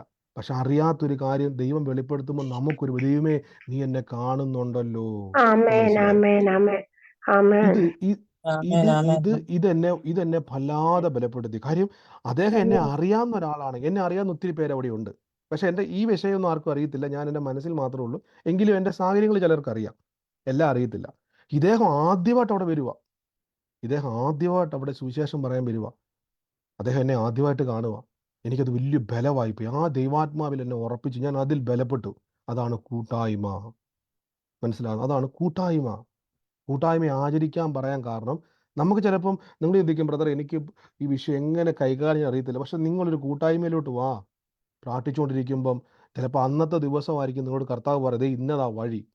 ഞാൻ പലരോടും വേണ്ടി പ്രാർത്ഥിക്കുന്ന സമയത്ത് എനിക്കറിയാം, ചിലപ്പം അവരോട് ഞാൻ പറയും, സഹോദരൻ നിങ്ങൾ കൂട്ടായ്മ വാ. ചിലപ്പോൾ അപ്പോൾ പ്രാർത്ഥിച്ചിട്ടൊന്നും വരത്തില്ലായിരിക്കാം. അതിനുശേഷം പിന്നീട് എപ്പോഴേലും ദൈവാത്മാവ് പറയും, നിന്റെ വിഷയം ഇന്ന കാര്യം ഇടപെടാൻ പോവുക. അതുപോലെ സംഭവിച്ചിട്ടുണ്ട്. അങ്ങനെ അനുഭവമുള്ള ആരെങ്കിലും ഉണ്ടോ നമ്മുടെ സൂമിൽ, സൂം പ്രയറിൽ? ഉണ്ട്. ഉണ്ട്. ഉണ്ട്. ഉണ്ട്. അപ്പോൾ ഒത്തിരി ആൾക്കാർക്ക് ഞാൻ എന്തുകൊണ്ട് അത് ചോദിക്കാൻ കാരണം എന്ന് വെച്ച് കഴിഞ്ഞാൽ, കൂട്ടായ്മയുടെ മഹത്വം ഞാൻ പറയുക. കൂട്ടായ്മ ആചരിക്കുമ്പോൾ എൻ്റെ ജീവിതത്തിൽ അങ്ങനെ എന്നെ ഒത്തിരി എൻ്റെ ജീവിതത്തിൽ ഞാൻ തളർന്നിരുന്ന സമയത്തൊക്കെയും എന്നെ ബലപ്പെടുത്തിയത് കൂട്ടായ്മയിലൂടെ പരിശുദ്ധാത്മാ. ആരും എൻ്റെ വീട്ടിൽ വന്ന് എന്നോട് പ്രവചിച്ചില്ല, ഒരു മനുഷ്യൻ പോലും ഇന്ന് മുതൽ ഞാൻ ആ പുള്ളിയെ തപ്പിയെടുക്കട്ടെ എന്ന് പറഞ്ഞ് ആരും വന്നില്ല. ഞാൻ കൂട്ടായ്മകളിലേക്ക് ചെല്ലുമ്പോൾ എന്നെ ഇതുവരെ കാണാത്ത സഹോദരന്മാർ എന്നെ നോക്കി പ്രവചിച്ച് ദൈവാത്മാവിൽ പറയാൻ തുടങ്ങി. ആ പ്രവചിച്ച ആ ബ്രദറുമായിട്ട് ഞങ്ങൾ ഒരുമിച്ച് ചെന്നൈയിൽ ഒരു പ്രാർത്ഥനയിൽ ഞാൻ അവിടെ സുവിശേഷം പറയുകയും അദ്ദേഹം എന്നെ ഇൻട്രൊഡ്യൂസ് ചെയ്യുവാൻ, ലീഡ് ചെയ്യുവാൻ അവിടെ വന്നപ്പോൾ ഞാൻ പറഞ്ഞു, സഹോദര എന്നെ ഓർമ്മയുണ്ടോ ബ്രദറെ? അദ്ദേഹം പറഞ്ഞു, ഇല്ല, ഓർമ്മയില്ല. ഞാൻ പറഞ്ഞു, അന്ന് ഞാൻ തളർന്ന സമയത്ത് ദൈവാത്മാവ് നിങ്ങളിലൂടെ എന്നെ ബലപ്പെടുത്തി. ഇന്ന് ഞാൻ ഇവിടെ സുവിശേഷം പറയാൻ നിൽക്കുക ചെന്നൈയിൽ ഒരു മീറ്റിങ്ങിൽ, ഒരു പ്രാർത്ഥനാ കൂട്ടായ്മയിൽ. അദ്ദേഹത്തിന് വലിയ സന്തോഷം. കാര്യം അദ്ദേഹം മറന്നുപോയി. ഇവിടെ എത്തിയതിലും അമ്മേനെ കാണാൻ പറ്റും. പക്ഷെ കർത്താവിൻ്റെ പരിശുദ്ധാത്മാവ് അത് ഓർപ്പിച്ചു. അപ്പൊ കൂട്ടായ്മ. അതുകൊണ്ടാണ് യേശു പറഞ്ഞത്, നിങ്ങൾ എന്നിലും. നമ്മൾ യേശുവിൽ വസിക്കുന്നതിൻ്റെ ചില അടയാളങ്ങളാണ് കൂട്ടായ്മ. ഇനി ശ്രദ്ധിച്ചോണം, എല്ലാ കൂട്ടായ്മയിലും പോയി നിങ്ങൾ തല വെക്കരുത്. അങ്ങനെ പറയാൻ കാരണം, തല വെക്കുക എന്ന് പറഞ്ഞാൽ കാണുന്ന എല്ലാ കൂട്ടായ്മയിലും പോയി തല വെക്കരുതെന്ന് പറയാൻ കാരണം, വിശ്വാസത്തിൽ നിങ്ങളെ ബലപ്പെടുത്താത്തതും നിങ്ങൾക്ക് ആത്മീക വർധനവ് തരാത്തതും നിങ്ങൾക്ക് പ്രബോധനം ലഭിക്കാത്തതുമായ ഒരു കൂട്ടായ്മയിലും നിങ്ങൾ പോയി നിൽക്കരുത്. ഒരു കൂട്ടായ്മ ചെല്ലുമ്പം അവിടെ പരിശുദ്ധാത്മാവിൻ്റെ സാന്നിധ്യം ഉണ്ടായിരിക്കണം. 2, വചനത്തിലും പ്രാർത്ഥനയിലും നിങ്ങൾക്ക് ബലവും ധൈര്യവും വിശ്വാസവും വർദ്ധിക്കുന്നുണ്ടോ എന്ന് നിങ്ങൾ പരിശോധിക്കണം. മനസ്സിലാകുന്നുണ്ടോ? ഇതിലൂടെ നമുക്ക് മനസ്സിലാവും കൂട്ടായ്മ. അതുകൊണ്ട് ഞാൻ പലപ്പോഴും പറഞ്ഞു, നമുക്ക് ഭയങ്കര വിഷയം ഞാനിപ്പോൾ ഓർക്കുന്നുണ്ട്, ഭയങ്കര വിഷയം എന്ന് പറഞ്ഞുകൊണ്ടിരുന്നൊന്നും കാര്യമൊന്നുമില്ല. നമ്മൾ കർത്താവിൻ്റെ സന്നിധിയിൽ വാ, ദൈവം അത് പരിഹരിക്കും. അതിനാണ് കൂട്ടായ്മകൾ. ഇവിടെ യേശു പറയുകയാണ്, ഒരുവൻ എന്നിലും എൻ്റെ വചനം നിങ്ങളിലും വസിച്ചാൽ. അപ്പം നമ്മൾ ക്രിസ്തുവിൽ വസിക്കുന്നതിൻ്റെ ഭൂമിയിലുള്ള ചില അടയാളങ്ങളാണ് കൂട്ടായ്മ. അതുകൊണ്ടാണ് രക്ഷിക്കപ്പെടുക, സ്നാനപ്പെടുക എന്നൊക്കെ പറയുന്നത് യേശുവിലേക്ക് വരുവാൻ നമുക്ക് തരുന്ന ചില സൈനുകളാണ്. യേശുവിലേക്ക് വരിക എന്നുള്ളത് പലപ്പോഴും നമ്മൾ നോക്കിയാൽ മതി. ദൈവത്തിൻ്റെ പുതിയ നിയമത്തിലേക്ക് വരുമ്പോൾ എന്നെ അനുഗമിക്കുക എന്ന് യേശു പറയുക മാത്രമല്ല, പ്രതിനിധി ലേഖനത്തിലേക്ക് വരുമ്പോൾ ഇവൻ എങ്ങനെ ജീവിക്കണമെന്ന് ബൈബിളിൽ പറയുന്നുണ്ട്. ഇനി നമ്മുടെ ജീവിതത്തിൽ എങ്ങനെയാണ് വചനം പ്രവർത്തിക്കുന്നത് എന്നുള്ളത് നമ്മൾ കേൾക്കാൻ പോകണം. ഒന്ന് നിങ്ങൾ മനസ്സിലാക്കണം, യേശുവിലും യേശുവിൻ്റെ വചനത്തിലും വസിക്കണം. ഇവിടെ ഞാൻ ആദ്യം തന്നെ പറഞ്ഞു, ശിഷ്യന്മാർക്കൊരു സ്വഭാവം ഉണ്ടായിരുന്നു. അവരുടെ ഉള്ളിൻ്റെ ഉള്ളിൽ ചെറിയൊരു വൈരാഗ്യബുദ്ധി ഉണ്ടായിരുന്നു. അതുകൊണ്ടാണ് ശമരിയാക്കാരെ കാണുമ്പോൾ, അവർ കുഞ്ഞുനാൾ മുതലേ നമ്മുടെ നാട്ടിലെ കണ്ടില്ലേ ജാതി പറഞ്ഞ് തമ്മിലടിപ്പിക്കുന്ന ആൾക്കാർ. ചില ആൾക്കാർക്ക് നിറം നോക്കി ഇഷ്ടമല്ല, ചിലർ വരത്തില്ല, അവരെ കാണാൻ അങ്ങനെ ആ നിറമുള്ളവരാ എനിക്കിഷ്ടമല്ല, അങ്ങനെ പറയുന്ന ആൾക്കാർ എനിക്കറിയാം. ജാതി പറഞ്ഞ് മാറ്റി നിർത്തുന്ന ആൾക്കാരും ഉണ്ട്. ഇതൊക്കെ കുഞ്ഞുനാൾ മുതലേ നമ്മുടെ ഉള്ളിൽ വൈരാഗ്യം കയറ്റുന്നതാണ്. ഇതേപോലെ ശിഷ്യന്മാരുടെ ഉള്ളിൽ ഒരു ചിന്തയുണ്ടായിരുന്നു. ശമരിയാക്കാരെന്ന് പറഞ്ഞാൽ അവരൊരു നായ്കളെ കാണുന്നത് പോലെയാണ് അവർ കണ്ടിരുന്നത്. നായ്കളെ കാണുന്ന പോലെ. നായ് എന്ന് പറഞ്ഞാൽ നമുക്ക് നാട്ടിലറിയാമല്ലോ, നായ്ക്കൾ. അവരെ പോലെ അവർ കണ്ടിരുന്നത്. അപ്പം അവരുടെ ഉള്ളിൽ ചെറുപ്പം നാൾ മുതലേ അവർ അവരോട് കൂടരുത്, അവരുമായിട്ട് ബന്ധപ്പെടരുത്, അവരോട് മിണ്ടരുത്, അവരോട് തൊടരുത് എന്നൊക്കെ പഠിപ്പിച്ചു വന്ന ശിഷ്യന്മാരുള്ളിൽ യേശുവിൻ്റെ കൂടെ നടക്കുമ്പോൾ ഇതുണ്ടായിരുന്നു. കർത്താവിന് ഇത് മനസ്സിലായി. ഒരു സമയത്ത് ഇത് പുറത്ത് വന്നപ്പോൾ യേശു പറയും, നിങ്ങളെ ഏതാത്മാവിനെയാണ് പ്രാപിച്ചിരിക്കുന്നത്? മനസ്സിലാക്കണം, നിങ്ങളിൽ പരിശുദ്ധാത്മാവ് ഉണ്ടെങ്കിൽ ഒരു മനുഷ്യനോടും വൈരാഗ്യം വെച്ചുകൊണ്ടിരിക്കരുത്. ഞാൻ കഴിഞ്ഞ ദിവസം പറഞ്ഞല്ലോ, നമ്മൾ അബദ്ധവശാൽ ഒരു ദേഷ്യം വന്നാൽ, ഒരു തെറ്റ് പറ്റിയാൽ ഏറ്റു പറയണം, ക്ഷമ ചോദിക്കണം, വൈരാഗ്യം വെച്ചുകൊണ്ടിരിക്കില്ല. എനിക്കറിയാം ഒത്തിരി പേരുണ്ട് അനുഗ്രഹം തടസ്സപ്പെട്ട് കിടക്കുന്ന ഒത്തിരി പേര് എനിക്കറിയാം. ഞാൻ ആ വീട്ടിൽ പോയി പല ആവർത്തി 3-4 വർഷം ഞാൻ പ്രാർത്ഥിച്ചിട്ടുണ്ട്. എനിക്കതുപോലെ അറിയാവുന്നൊരു സഹോദരി കുടുംബമാണ്. പക്ഷെ ജന്മം ചെയ്ത ആൻറ്റി എന്ത് ചെയ്യത്തില്ല, വൈരാഗ്യം വിട്ട് കളയത്തില്ല. അതുകൊണ്ട് എന്ത് സംഭവിച്ചറിയാവോ, തലമുറകളുടെ നന്മ തടസ്സപ്പെട്ട് കിടക്കുക. ഭയങ്കര വൈരാഗ്യം. ഞാൻ പറഞ്ഞ ആൻറ്റി എനിക്ക് അത്ര അറിയാവുന്ന ഒരു ആൻറ്റിയാണ്, എനിക്ക് വളരെ സ്നേഹിക്കുന്ന ഒരു ആൻറ്റി, നല്ലൊരു ആൻറ്റിയാണ്. പക്ഷേ വൈരാഗ്യം മനസ്സിൽ നിറഞ്ഞിരിക്കും. ഞാൻ പറഞ്ഞത് ഏറ്റു പറയണം, ക്ഷമ പറയണം. ഇല്ല ബ്രദറെ, ഞാൻ ഗുഡ് ബൈ പറഞ്ഞു അവിടുന്ന്. ഞാൻ പ്രാർത്ഥിച്ചു, കർത്താവേ ഞാൻ ഇത് തുടരണ വേണ്ട. ദൈവാത്മാവ് പറഞ്ഞു നോ, അവിടെ നിറങ്ങാൻ പറഞ്ഞു. വൈരാഗ്യം നമ്മുടെ അനുഗ്രഹത്തെ തടസ്സം ചെയ്യും. കാര്യം എന്നിലും എന്ന് പറഞ്ഞാൽ യേശുവിൽ വിശ്വസിക്കുന്ന നമുക്ക് ദേഷ്യം വരത്തില്ലെന്നോ നമുക്ക് ടെൻഷൻ വരത്തില്ലെന്നോ അല്ല ഞാൻ പറയുന്നത്. ഒരു വ്യക്തിയോട് നമുക്ക് ദേഷ്യം വന്നാൽ ആ ദേഷ്യം വെച്ചോണ്ടിരിക്കരുത്. ദേഷ്യം വന്നാൽ ക്ഷമിക്കണം കർത്താവ്, ഞാൻ ആ വ്യക്തിയോട് ക്ഷമിക്കുന്നു, എന്നോട് പൊറുക്കണം, ദൈവസന്നിധിയിൽ ഏറ്റു പറയണം. ആ വ്യക്തിയെ ചിലപ്പോൾ ദേഷ്യത്തോടെ നോക്കിയാൽ നിങ്ങളൊരു ചിരിച്ച് കാണിക്കണം. അയാൾ ചിരിച്ചില്ലേലും നമ്മളൊന്ന് ചിരിച്ചണം. പക്ഷേ ഒരിക്കലും ആ വ്യക്തിയുടെ മുമ്പിൽ പോയി നിങ്ങൾ തല വെച്ച് കൊടുക്കരുത്. തല വെച്ച് കൊടുക്കുക എന്ന് പറഞ്ഞാൽ എന്നാൽ അയാൾ എന്നെ ഉപദ്രവിക്കുന്ന ആളാണ്, എന്നാൽ 2 അടി കൊണ്ടോട്ടെ എന്ന് പറഞ്ഞ് ചെല്ലുകയും ചെയ്യേണ്ട. മനസ്സിലാവുന്നുണ്ടോ? ക്ഷമിക്കുക. അപ്പോൾ യേശുവിൽ വസിക്കുമ്പോൾ ചില സ്വഭാവങ്ങൾ നമ്മളിൽ ഉണ്ടാകണം. ഒന്ന്, ക്ഷമിക്കണം. ആരോടും ഈ നിമിഷം ഈ വചനം കേൾക്കുന്ന ആരെങ്കിലും അനുഗ്രഹം വേണമെന്ന് ആഗ്രഹിക്കുന്നുണ്ടെങ്കിൽ ഏറ്റവും കർത്താവിനോട് ക്ഷമിക്കണം. ഒരു വൈരാഗ്യം എൻ്റെ ഉള്ളിലുണ്ട്, ഞാൻ ആ വ്യക്തിയെ അനുഗ്രഹിച്ച് പ്രാർത്ഥിക്കുന്നു. ആ വ്യക്തിയല്ല എൻ്റെ വിരോധി, പിശാചാണ് എൻ്റെ വിരോധി. ബ്രേക്ക് ചെയ്യുന്നു. 2, വചനം വസിക്കണം. ഒന്ന്, യേശുവിൽ വസിക്കണം. 2, വചനം വസിക്കണം. ഇനി അടുത്തത് യേശു പറയുകയാണ്, നിങ്ങൾ എന്തു ചോദിച്ചാലും അത് കിട്ടും. അപ്പം വചനം എന്നുള്ളത് ശ്രദ്ധിച്ചോണം, വചനപ്രകാരം വേണം ചോദിക്കാൻ. അപ്പോൾ ബ്രദറെ, കർത്താവ് പറഞ്ഞല്ലോ എന്ത് ചോദിച്ചാലും കിട്ടുമെന്ന്. അപ്പോൾ അതിന് വേറൊരു വാക്യമുണ്ട്, ബൈബിളിൽ പറയുന്നുണ്ട്. ഇപ്പം ഞാൻ എൻ്റെ കുഞ്ഞുനാളിൽ എനിക്കൊരു ബൈക്ക് ഭയങ്കര ആഗ്രഹമായിരുന്നു. ബൈക്ക് ഭയങ്കര ആഗ്രഹമായിട്ട് ഞാൻ പറഞ്ഞിട്ടുള്ളതാണല്ലേ. അപ്പോൾ എന്നോട് ഞാൻ എൻ്റെ വീട്ടിൽ പറഞ്ഞപ്പോൾ എൻ്റെ അമ്മ പറഞ്ഞൊരു കാര്യം ചെയ്യും, നീ ഞങ്ങളുടെ വീട്ടിൽ പ്രാർത്ഥന ഉണ്ടായിരുന്നു, അതിൻ്റെ നടുക്ക് കൊണ്ടുവന്ന് ഒരു ഒരു ബൈക്കിൻ്റെ ഫോട്ടോ. അപ്പം ഞാൻ അന്ന് ഏതോ ഒരു സ്ഥലത്ത് പോയ സമയത്ത് അവിടെ നിന്ന് കിട്ടിയ ഒരു പോസ്റ്റർ, ബൈക്കിൻ്റെ ഒരു വലിയൊരു പോസ്റ്റർ അന്ന് മേടിച്ചിട്ട് ഞാൻ ഞങ്ങളുടെ വീടിൻ്റെ ഒരു ചെറിയൊരു ചായ്പിൽ അവിടെ ഒരു പ്രയർ വെക്കുന്നതാണ്, അവിടെ കൊണ്ട് ഞാൻ ഒട്ടിച്ചു വെച്ചു, എല്ലാവരും കാണുക. വലിയൊരു ബൈക്കിൻ്റെ ഫോട്ടോയാണ്. പക്ഷെ ഞാനിത് പ്രാർത്ഥിച്ചുകൊണ്ടിരുന്ന, കർത്താവ് എനിക്കൊരു ബൈക്ക് കിട്ടിയതിന് നന്ദി എന്നൊക്കെ പറഞ്ഞു. അന്ന് അറിയത്തില്ല, അറിയാവുന്ന പോലെയൊക്കെ പ്രാർത്ഥിച്ചു, ഇങ്ങനെയൊക്കെ ചെയ്ത്. അന്ന് പിന്നീട് എനിക്ക് മനസ്സിലായി ഇതൊക്കെ ചെയ്യുന്നത് നമ്മുടെ വിശ്വാസത്തിൻ്റെ ആക്ഷൻ ആണെന്ന് പിന്നീട് എനിക്ക് മനസ്സിലായത്. അന്ന് ചെയ്തപ്പോൾ അറിയത്തില്ല ഇതൊന്നും. കർത്താവ് ഞങ്ങൾക്ക് ബൈക്ക് തന്നു. അന്നത്തെ കാലത്ത്, ഇന്ന് ബൈക്ക് മേടിക്കുക എന്ന് പറഞ്ഞാൽ നമുക്ക് എളുപ്പമാണ്, അന്നത്തെ കാലത്ത് ബൈക്ക് മേടിക്കുക എന്നുള്ളത് നടക്കത്തില്ല. പക്ഷെ എനിക്ക് ഓടിക്കാൻ പറ്റത്തില്ല, കാരണം എനിക്ക് ലൈസൻസ് ഇല്ല. അന്ന് ഞാൻ ഏകദേശം +2 പഠിക്കുന്ന ഒരു ടൈമും കൂടെയാണ്. അപ്പോൾ എനിക്കിത് ഓടിക്കാൻ കഴിയത്തില്ല. പക്ഷെ ബൈക്ക് കിട്ടി, പക്ഷെ ഓടിക്കാൻ പറ്റത്തില്ല. അപ്പം നമ്മൾ ചോദിക്കുമ്പോൾ ശ്രദ്ധിച്ചോണം, ചോദിക്കുമ്പോൾ ബൈക്ക് കിട്ടി, പക്ഷെ എനിക്കിത് ഉപയോഗമില്ല. അപ്പോൾ വചനപ്രകാരമായിരിക്കണം നമ്മൾ ചോദിക്കുക. വചനത്തിൽ അങ്ങനെ ഉണ്ടെങ്കിൽ ധൈര്യത്തോടെ ചോദിക്കാം, വചനത്തിലില്ലെങ്കിൽ ചോദിക്കരുത്. ബൈബിൾ പറയുകയാണ് നിങ്ങളുടെ രോഗം മാറുമെന്ന് പറഞ്ഞാൽ ധൈര്യത്തോടെ പറയണം, രോഗം മാറിയിരിക്കും. ബൈബിൾ പറയുന്നു നമ്മുടെ കടഭാരം മാറുമെങ്കിൽ മാറിയിരിക്കും. ബൈബിൾ പറയുന്നു നിങ്ങൾക്ക് സമാധാനം ഉണ്ടാകുമെന്ന് പറഞ്ഞാൽ ഉണ്ടായിരിക്കും. ബൈബിൾ പറയുന്നു തലമുറകൾ അനുഗ്രഹിക്കപ്പെടുമെന്ന് പറഞ്ഞാൽ അനുഗ്രഹിക്കപ്പെട്ടിരിക്കും. ബൈബിൾ പറയുന്നു നിങ്ങൾക്ക് വീടല്ല വീടുകൾ ലഭിക്കുമെന്ന് പറഞ്ഞാൽ കിട്ടിയിരിക്കും. ബൈബിൾ പറയുന്നു ഉയർച്ച പ്രാപിക്കുമെന്ന് പറഞ്ഞാൽ ഉയർച്ച പ്രാപിച്ചിരിക്കും. ബൈബിളിൽ എന്തു പറയുന്നു അത് വചനം. എന്തു പറയുന്നു, യേശു പറയാണ് അത് നിങ്ങൾക്ക് കിട്ടും. ആ വചനം മാത്രം എൻ്റെ കൂടെ എന്ന് പറഞ്ഞ് ഞാൻ മാർക്ക് ചെയ്തിട്ടുണ്ട്. അത് നിങ്ങൾക്ക് പറ, അത് അത് നിങ്ങൾക്ക് കിട്ടും. അപ്പൊ ഏത് കിട്ടും? ഏത് കിട്ടും? വചനം ബൈബിളിൽ വചനത്തിൽ പറഞ്ഞിരിക്കുന്നത്. ആ വചനത്തിലുണ്ടെങ്കിൽ അത് ഇത് മാത്രം വേണം. ആ ഇത് മാത്രം നിങ്ങൾ കട്ട് ചെയ്തെടുത്തുകൊണ്ട് പ്രാർത്ഥിക്കാൻ പറയും, കിട്ടത്തില്ല. അത് ബ്രദറെ അതെന്ന് പറഞ്ഞാൽ അതിനകത്ത് എന്തു ആകാലോ, എങ്ങനെയല്ല. വചനത്തിൽ എന്തു പറയുന്നു അത് കിട്ടും. വചനത്തിൽ പെരുത്ത മീൻകൂട്ടം വല കീറുമാറ് നന്മ കിട്ടുമെന്ന് പറഞ്ഞാൽ നിങ്ങളുടെ ജീവിതത്തിൽ നിറഞ്ഞു തുളുമ്പുന്ന നന്മ കിട്ടും. അനുഗ്രഹത്തിന്റെ വഴി തുറന്നിരിക്കും. അങ്ങനെ തന്നെ സംഭവിക്കും. മനസ്സിലാകുന്നുണ്ടോ?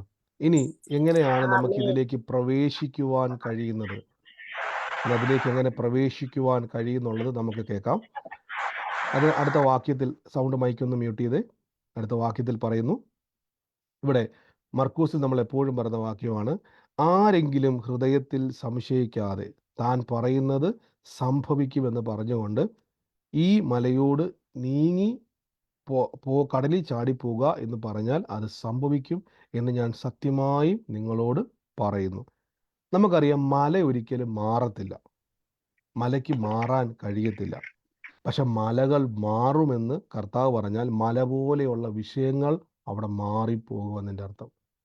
ഒരു മല നിങ്ങൾ എന്തേവരെ കണ്ടോ? ഒരു മലയ്ക്ക് കാലും കൈ വെച്ചുകൊണ്ട് അത് നടന്നു പോയിട്ട് കടലിലോട്ട് ചാടി കുളിക്കുന്നത് കണ്ടിട്ടില്ല, നടക്കാത്ത കാര്യമാണ്. അവിടെ യേശു ഉദ്ദേശിക്കുന്നത് നടക്കാത്ത കാര്യങ്ങൾ നടക്കും. എൻ്റെ കൂടെ പറഞ്ഞാട്ട് ഒരിക്കലും നടക്കാത്തത് അത്ഭുതങ്ങൾ നടക്കും എന്ന് പറഞ്ഞു. ഒരിക്കലും നടക്കാത്ത അത്ഭുതങ്ങൾ നടക്കും. ഞാൻ കാണുന്നത് പ്രാർത്ഥിക്കുന്ന സമയത്ത് പരിശുദ്ധാത്മാവെന്നെ കാണിക്കുന്ന ഒരു കാഴ്ച, ഒരു പഴയ ഓടിട്ട വീടാണ് ഞാൻ കാണുന്നത്. പഴയ ഒരു ഓടിട്ട വീടാണ് ഞാൻ കാണുന്നത്. യേശുവിൻ്റെ നാമം ഞാൻ ആ ഭവന കാണുന്നത്. അതിൻ്റെ അകത്ത് ഞാൻ കാണുന്ന ഒരു കാഴ്ച ഞങ്ങൾ പറയുകയാണ്. വീടിൻ്റെ പുറകിലായിട്ട് ഒരു ഇരുമ്പൻ പുളി എന്ന് പറഞ്ഞൊരു സംഭവമുണ്ട്. നീണ്ടിരിക്കുന്ന ഇരുമ്പൻ പുളി, നിങ്ങളുടെ നാട്ടിൽ എനിക്ക് അറിയത്തില്ല, നീണ്ടിരിക്കുന്ന ചെറിയ പുളികളുണ്ട്. ഇരുമ്പൻ പുളി എന്നാണ് ഞങ്ങളുടെ നാട്ടിൽ പറയുന്നത്. പച്ച കളറിലിരിക്കും. അങ്ങനെ ഇരിക്കുന്ന ഒരു വീട്, അതിൻ്റെ പിന്നാമ്പുറം ഞാൻ കാണുന്നത്. ആ വീട് ഓടിട്ട വീടാണ്, പഴയ വീടാണ്. ആ വീടിൻ്റെ മേൽ കർത്താവിനോട് പറയുന്നു, ദൈവത്തിൻ്റെ സമാധാനം വരുന്നു. സ്വസ്ഥത കെടുത്തിയ സകല വിഷയത്തിൻ്റെ മേൽ പരിശുദ്ധാത്മാവിൻ്റെ വലിയ പ്രവൃത്തി ആ ഭവനത്തിൻ്റെ മേൽ വെളിപ്പെടാൻ പോവുകയാണ്. അനുഗ്രഹിച്ചെന്ന് പ്രാർത്ഥിക്കുന്നു. ഏറ്റെടുത്തോ. ഫേസ്ബുക്കിലാണോ യൂട്യൂബിലാണോ എനിക്കറിയത്തില്ല. ചാടി പിടിച്ചോണം, യേശുവിൻ്റെ നാമത്തിൽ ഏറ്റെടുത്തോണം. ആരാന്ന് വെച്ച് ചാടി പിടിച്ചോണം. കർത്താവിൻ്റെ കൃപ കുടുംബത്തിൻ്റെ വെളിപ്പെടുകയാണ് യേശുവിൻ്റെ നാമത്തിൽ. ആമേൻ. അനുഗ്രഹിക്കുന്നപ്പ. ആമേൻ, ആമേൻ. Amen hallelujah. ആമേൻ ഞാൻ നിങ്ങളുടെ യൂട്യൂബിലും ഫേസ്ബുക്കിലും ഒക്കെ കാണുന്നവർ ഞാൻ പറയുന്നു, നിങ്ങൾ കഴിവതും നേരെ സൂമിലേക്ക് വരിക. ഏതാ സിസ്റ്ററെ? അത് എന്റെ വീടാണ്. ഇപ്പൊ ബാക്കിലുണ്ട്. പഴയ വീടാണ്, ഓടിട്ടുള്ള വീടാണ്. ബാക്കില് ഇങ്ങനെ ഇരുമ്പുപൊടി ഉണ്ട്. ഇത് ആരാ പറയുന്നത് എനിക്ക് മനസ്സിലാകുന്നില്ല. കുറെ പേര് ജൂണി. മൈക്ക് മ്യൂട്ട് മാറ്റിയിട്ടുണ്ട്. ജൂണിയ. ജൂണി സൗകര്യ പറഞ്ഞത്. ബാക്കി എല്ലാവരും ഒന്ന് മൈക്ക് മ്യൂട്ട് ചെയ്യാവോ? എനിക്ക് ജലാലുദ്ദീനും ബ്രദറെ സബീന. ഹലോ, കേൾക്കുന്നുണ്ടോ? ബ്രദറെ എന്റെ വീട്ടിലും ഉണ്ട് ബാക്കില്. ഓടിട്ട വീടാണ്. വീട്. അതെ.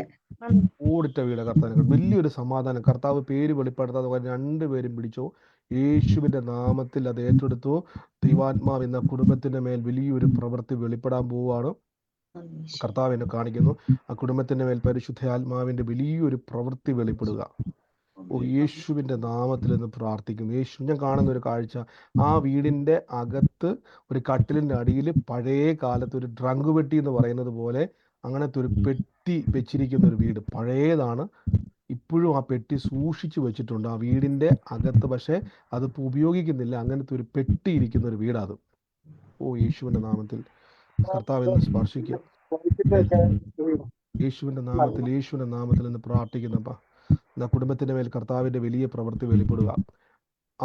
ആ ഭവനത്തിന്റെ അകത്ത് യേശുവിന്റെ നാമത്തിൽ ജൂലൈ മാസത്തിൽ ജനിച്ച ആരെങ്കിലും ഉണ്ടെന്ന് നോക്കണം. ജൂലൈ മാസത്തിലും യേശുവിന്റെ നാമത്തിൽ ഇന്ന് ആ കുടുംബത്തിന്റെ മേൽ കർത്താവിന്റെ വലിയ പ്രവൃത്തി വെളിപ്പെടുക. കർത്താവ് ഞങ്ങളെന്ന് അനുഗ്രഹിച്ചു പകരുന്നു യേശുവിന്റെ നാമത്തിൽ തന്നെ. ആമേൻ.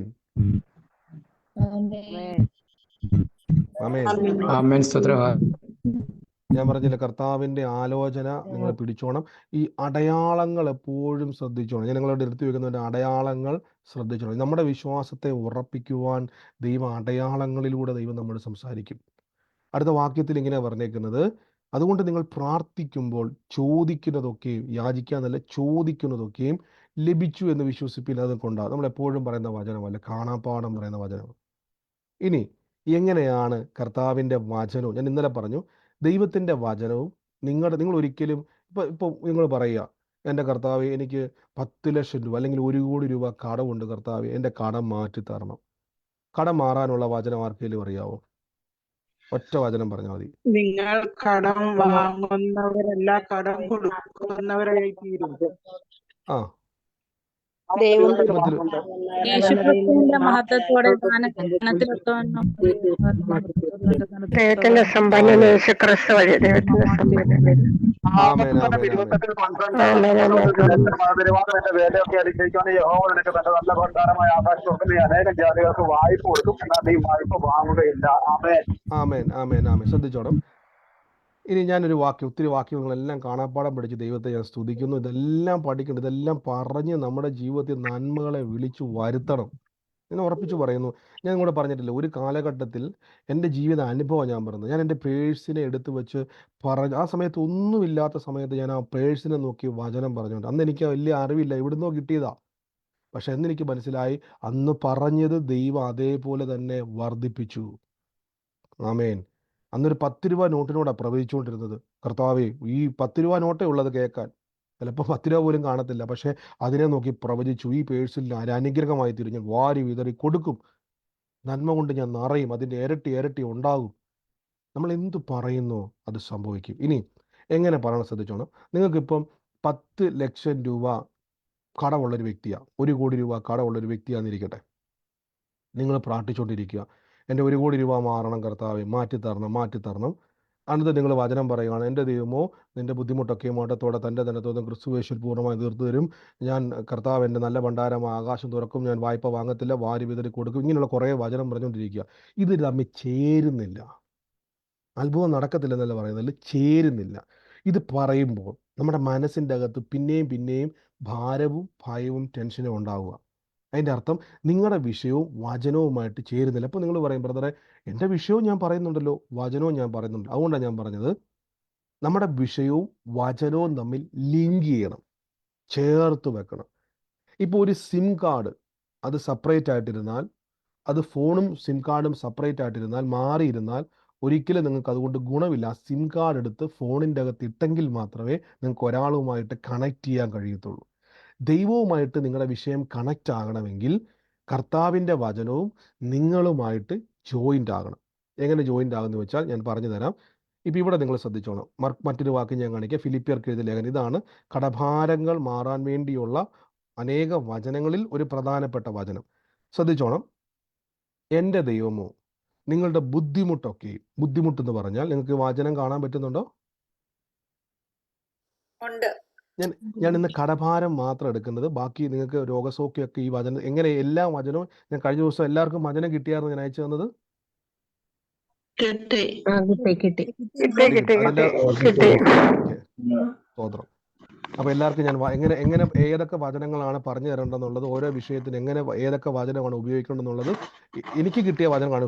ഇഷ്ടം പോലെ വചനമുണ്ട്, എങ്കിലും പ്രധാനപ്പെട്ട ചില വചനങ്ങളാണ് അയച്ചു തന്നിരിക്കുന്നത്.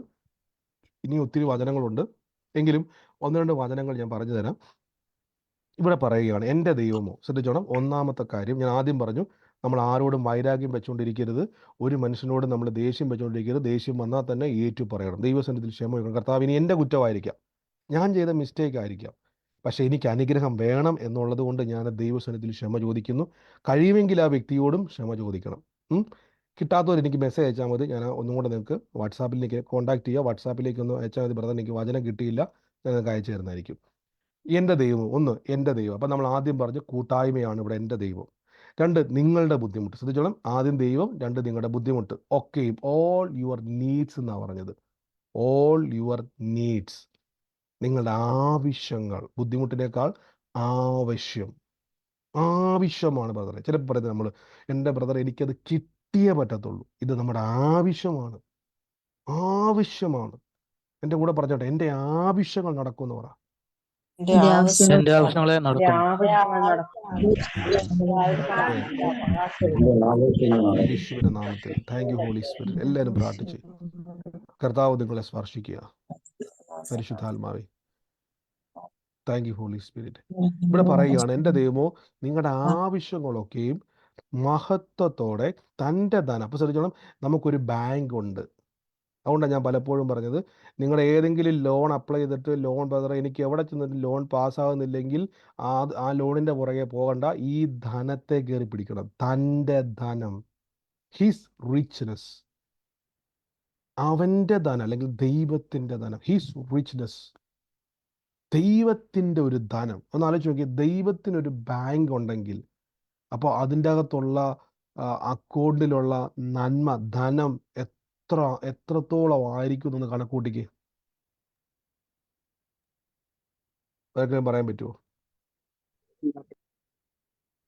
അതിന് കണക്കില്ല. ബൈബിൾ പറയുന്നു, ഇരുട്ടിലെ നിക്ഷേപങ്ങളും മറവിടങ്ങളിലെ ഗുപ്തനിധികളെ ഞാൻ നിനക്ക് തരുമെന്ന ദൈവം പറഞ്ഞേക്കുന്നത്. അപ്പൊ ദൈവത്തിൻ്റെ, ബൈബിളിൽ ആവർത്തന പുസ്തകം പറയുന്നു, എൻ്റെ നല്ല ഭണ്ഡാരമായ ആകാശം തുറന്ന് സ്ഥലം പോരാതെ വണ്ണം ഞാൻ നിന്നെ അനുഗ്രഹിക്കും. അപ്പൊ ദൈവത്തിനൊരു ഭണ്ഡാരമുണ്ട്. ഈ ഭണ്ഡാരം എന്ന് പറഞ്ഞാൽ എൻ്റെ അർത്ഥം എന്തുവാ? എന്താ ഈ ഭണ്ഡാരം? നിക്ഷേപിക്കുന്ന പാത്രം. നമുക്ക് വേണേ ഇങ്ങനെ അതിനെ വ്യാഖ്യാനിക്കാം. ബാങ്ക്. ദൈവം പറയും, എൻ്റെ ബാങ്ക്, എൻ്റെ നല്ല ബാങ്ക് തുറന്ന് ഞാൻ നിന്നെ എന്ത് ചെയ്യും. അപ്പൊ ഇതൊക്കെ നിങ്ങൾ ഓർത്തോണം. നിങ്ങൾ ദൈവത്തിന്റെ മക്കളായാൽ മതി. സിമ്പിളാ. ഇത് മൊത്തം നിങ്ങൾക്ക് അവകാശമാണ്. അതുകൊണ്ടാണ് ഞാൻ യേശുവിനെ കർത്താവിൻ്റെ രക്ഷിതാവുമായി സ്വീകരിച്ച് യേശുവിൻ്റെ കൂടെ ചേരാൻ പറഞ്ഞ കാര്യം. മനസ്സിലായോ ബ്രദറെ? ഞാൻ പ്രാർത്ഥനയ്ക്ക് വന്നു കഴിഞ്ഞാൽ അയൽവക്കാരെന്നെ കാർക്കിച്ച് തുപ്പും. ചിലർ പറയും, അവരെന്നെ കളിയാക്കും. ബ്രദറെ, യേശുവിൻ്റെ ധനം വേണം, യേശുവിലുള്ള നന്മ വേണോ? അവരെന്നാ പറഞ്ഞാലും മൈൻഡ് ചെയ്യരുത്. ഈ ബ്രദർ എന്നാലും അവരൊക്കെ ചോദിക്കുക, നീ ഇപ്പോൾ പ്രാർത്ഥനയ്ക്കൊക്കെ പോവല്ലേ, അങ്ങനെയല്ലേ ഇങ്ങനെയല്ലേ, യേശുവിൻ്റെ പ്രാർത്ഥനക്കാരുടെ പുറകെയല്ലേ പോകുന്നത്, കളിയാക്കുമല്ലേ? യേശുവിൻ്റെ അനുഗ്രഹം വേണോ? ഇത് സഹിച്ചേ പറ്റത്തുള്ളൂ. അവരുടെ കളിയാക്കും കേട്ട് ഒരു 10 രൂപ പോലും തരാത്ത അവരുടെ പുറകെ പോകണോ? അതോ നല്ല ഭണ്ഡാരം തുറന്ന് നിങ്ങളെ അനുഗ്രഹിക്കുവാൻ കഴിവുള്ള ദൈവത്തിന്റെ പുറകെ പോകണം? തീരുമാനിക്കണം നിങ്ങളാ. ആമേൻ. ഇവിടെ ദൈവത്തിന്റെ, ഇപ്പൊ ഇവിടെ എൻ്റെ വിഷയമായിട്ട് എങ്ങനെ ഞാൻ ഇതിനോട് സിങ്ക് ചെയ്യും, ചേർക്കുമെന്ന് ചോദിച്ചാൽ, ഇവിടെ നോക്കണം, എൻ്റെ ദൈവമോ. അപ്പോൾ ഓർത്തോണം, എൻ്റെ ദൈവമോ ഓൾ യുവർ നീഡ്സ്. ബുദ്ധിമുട്ടെന്നുള്ള സ്ഥാനത്ത്, നിങ്ങളുടെ ബുദ്ധിമുട്ടെന്നുള്ള സ്ഥാനത്ത് ഞാൻ അല്ലെങ്കിൽ എൻ്റെ എന്നുള്ളത് ചേർക്കണം. ഇനി എന്താണ് നിങ്ങളുടെ ആവശ്യം? ബ്രദറെ എനിക്ക് 10 ലക്ഷം രൂപയാണ് ആവശ്യം. 10 ലക്ഷം രൂപ. എൻ്റെ ദൈവമോ എൻ്റെ ആവശ്യം എനിക്ക് 10 ലക്ഷം രൂപ. എനിക്ക് 10 ലക്ഷം രൂപ മഹത്വത്തോടെ. മഹത്വം എന്ന് പറഞ്ഞാൽ എൻ്റെ അർത്ഥം എന്ന് പറഞ്ഞാൽ യേശു ക്രിസ്തു ഒരു അത്ഭുതം ചെയ്യുമ്പോൾ കർത്താവ് പറഞ്ഞു, വിശ്വസിച്ചാൽ നീ ദൈവത്തിൻ്റെ മഹത്വം കാണും. കർത്താവ് എപ്പോഴാണ് പറഞ്ഞത്? ലാസർ പാരസെറ്റാമോൾ കഴിച്ചിട്ട് റെസ്റ്റ് എടുത്തപ്പോഴാണോ? മരിച്ച് അടക്കപ്പെട്ട് 4-ാം ദിവസം കല്ലറ കിടന്നപ്പോഴാണോ? ഇപ്പൊ ലാസറിന് ഭയങ്കര ഒരു തലവേദന, ചെറിയൊരു തലവേദന. ലാസർ ഒരു പാരസെറ്റാമോളും കഴിച്ചു, ഒന്ന് ആവി പിടിച്ചു, ഒരു വിക്സ് കഴിച്ചു. ഉടനെ യേശു വന്ന് ഉടനെ പ്രാർത്ഥിച്ചു. ഉടനെ ലാസർ സൗഖ്യമായപ്പോൾ അയൽവക്കംകാരൻ പറഞ്ഞു, എല്ലാവരും പറഞ്ഞു, ഓ യേശു ലാസറിനെ തൊട്ടു. ഉടനെ അയൽവക്കംകാരൻ പറഞ്ഞു, യേശു തൊട്ടതൊന്നുമല്ല, അയാൾ ആവി പിടിച്ച് ഗുളികയും കഴിച്ച് റെസ്റ്റ് ചെയ്തപ്പം സൗഖ്യമായതാ. അപ്പോൾ ആൾക്കാർക്ക് അത് വിശ്വസിക്കാൻ പറ്റിയില്ല. ദൈവ മഹത്വം എന്ന് പറഞ്ഞാൽ ഒരുത്തനും പറയത്തില്ല, ഇത് അവൻ്റെ കഴിവല്ല കേട്ടോ. മനസ്സിലാകുന്നുണ്ടോ? ലാസറിനെ കൊണ്ട് അടക്കുന്നത് ഞാൻ കണ്ടതാ. അവൻ്റെ കാല് കൂട്ടിക്കെട്ടിയത് ഞാനാ. അവൻ്റെ മൂക്കി പഞ്ഞി വെച്ചപ്പോൾ ശ്വാസം ഇല്ലായിരുന്നു. അവൻ്റെ ഹാർട്ട് ബീറ്റ് ചെക്ക് ചെയ്തപ്പോൾ ഞാൻ നോക്കിയത് അവന് അനക്കമില്ല. അവനെ ഞങ്ങൾ കുളിപ്പിച്ചപ്പോൾ അവൻ അനക്കമില്ലായിരുന്നു. അവൻ്റെ മുഖവും മൊത്തം കെട്ടി, നിങ്ങൾ മമ്മീസിൻ്റെ ബോഡി കെട്ടുന്നത് പോലെയാ അവിടെ ലാസറിനെ കെട്ടുന്നത്. അവൻ്റെ മൂക്കും വായും എല്ലാം കെട്ടി അവനെ കല്ലറയിൽ കൊണ്ട് വെച്ച് കല്ലുരുട്ടി വെച്ചു. 4 ദിവസമായപ്പോൾ അതിലേ പോയപ്പോൾ നാറ്റം വന്നപ്പോൾ ഞാൻ അറിഞ്ഞതാ ലാസർ മരിച്ചു, അവൻ നാറ്റം വന്നു. പിന്നെ എങ്ങനെയാ അവൻ ഉയർത്തെഴുന്നേറ്റത്? ഇത് ദൈവത്താൽ സംഭവിച്ചതാ. മഹത്വം ദൈവത്തിന്. ഇപ്പം മനസ്സിലായോ? ഇങ്ങനത്തെ അത്ഭുതമാണ് ഉണ്ടാകാൻ പോകുന്നത്. അതേർത്ത് നിങ്ങളുടെ നാട്ടുകാരും വീട്ടുകാരും പറയും, അതെന്തോ പുള്ളി കള്ളത്തരം കാണിച്ച, അവൻ എന്തോ ലോട്ടറി അടിച്ച. അങ്ങനെയൊന്നും അല്ല. ഇത് അവൻ്റെ ജീവിതത്തിൽ ദൈവം തന്നെയാ ചെയ്തെന്ന് പറയത്തക്ക വണ്ണമുള്ള കാര്യമാണ് മഹത്വം. നമുക്കൊരു വിഷയം വന്നാൽ ഒരു കാര്യം ഉറപ്പിച്ചോണം, മഹത്വം വെളിപ്പെടണമെന്ന് പ്രാർത്ഥിക്കണം. കർത്താവിൻ്റെ മഹത്വത്തിനായി വിഷയം തീരും. ദൈവനാമ മഹത്വത്തിനായി വിഷയം തീരും. ദൈവനാമ മഹത്വത്തിനായിട്ട് ഈ വിഷയം തീരും എന്ന് എന്ത് ചെയ്യണം? നിങ്ങൾ പ്രാർത്ഥിക്കണം. ഇനി ഇവിടെ ശ്രദ്ധിച്ചോണം, എൻ്റെ ദൈവമോ, ഞാൻ ഉദാഹരണം പറഞ്ഞത് 10 ലക്ഷം രൂപ മഹത്വത്തോടെ തൻ്റെ ധനത്തിനൊത്തവണ്ണം ക്രിസ്തു യേശുവിൽ പൂർണ്ണമായും തീർത്ത് തരും. എനിക്ക് വചനം ഭയങ്കര ഇഷ്ടമാണ്. ദൈവത്തിന് ഒരു കൺഫ്യൂഷനും ഇല്ല. എനിക്ക് ഭയങ്കര അത്ഭുതമാണ്. നമ്മളിപ്പോൾ ചോദിക്കും, ബ്രദറെ കർത്താവ് എൻ്റെ കടമൊക്കെ മാറ്റി തരുമോ? ബൈബിൾ എന്നാ ഒന്ന് വായിക്കാവോ? ആരെങ്കിലും ഒന്ന് സ്പീഡ് കുറച്ച് വായിക്കാൻ പറ്റുന്ന ഒന്ന് വായിക്കാവോ? എൻ്റെ ദൈവമോ 10 ലക്ഷം രൂപ, ഞാൻ പറഞ്ഞ പോലെ വായിക്കണേ. എൻ്റെ ദൈവമോ എൻ്റെ ദൈവമോ എൻ്റെ 10 ലക്ഷം രൂപ മഹത്വത്തോടെ. നിങ്ങളൊന്ന് ഏറ്റെടുക്കുക. ഇതൊന്ന് പറയുമ്പോൾ തന്നെ അത് റിലീസ് ആവുക. ഞാനങ്ങ് പറയാൻ പോകും, എനിക്ക് ഞാനത് റിലീസ് ചെയ്യും. എൻ്റെ ദൈവമോ 10 ലക്ഷം രൂപ മഹത്വത്തിനൊത്തവിധം എൻ്റെ കടമായ 15 ലക്ഷം തരുവാൻ പൂർണ്ണമായി തീർത്തു തരും. പൂർണ്ണമായും തീർത്ത് തരും. അപ്പൊ ദൈവത്തിന്റെ ഗ്യാരണ്ടി കണ്ടോ? അപ്പൊ ഞാൻ ചോദിച്ചോട്ടെ, കർത്താവ് ഇത്രയും ഗ്യാരണ്ടി പറയുവാൻ എന്നാ കാരണം? പൂർണ്ണമായിട്ടും തീർത്ത് തരുമെന്ന് ഞാൻ ചോദിച്ചോട്ടെ, കർത്താവ് എൻ്റെ ഇത്രയും വലിയ വിഷയം, ഞാനാണെങ്കിൽ തലകുത്തി മറിഞ്ഞിട്ട് ഈ കടം തീരുന്നില്ല, ഞാനാണെങ്കിൽ ഈ രോഗം തലകുത്തി മറിഞ്ഞിട്ട് മാറുന്നില്ല, പിന്നെ എങ്ങനെ കർത്താവ് ഇത്ര ഉറപ്പ്? ഞാനിത് കടഭാരം എന്ന് പറഞ്ഞിട്ട് ബാക്കി എല്ലാ വിഷയവും ഇതുപോലെ തന്നെയാണ്. നമ്മളെപ്പോഴും രോഗസൗഖ്യം പറഞ്ഞുകൊണ്ടാണ് ഇന്ന് ഇതങ്ങ് എടുത്തത്. ഞാനിത് കഴിഞ്ഞ് രോഗസൗഖ്യത്തെ പറ്റി നമുക്ക് സമയം ഉണ്ടെങ്കിൽ അതും കൂടെ പറയുന്നുണ്ട്, അല്ലെങ്കിൽ നമുക്ക് നാളത്തേക്ക് പറയും. അപ്പം എന്തുകൊണ്ടാണ് ദൈവത്തിന് ഇത്രയും ഉറപ്പിച്ച് പറയാൻ കാരണം? ആർക്കെങ്കിലും അറിയാവോ? ദൈവത്തിന് അസാധ്യമായ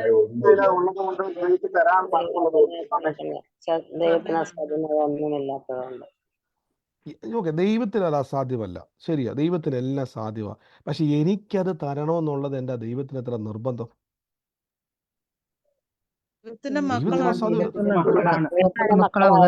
ദൈവത്തെ അടുത്ത് സ്നേഹിക്കുന്നത്.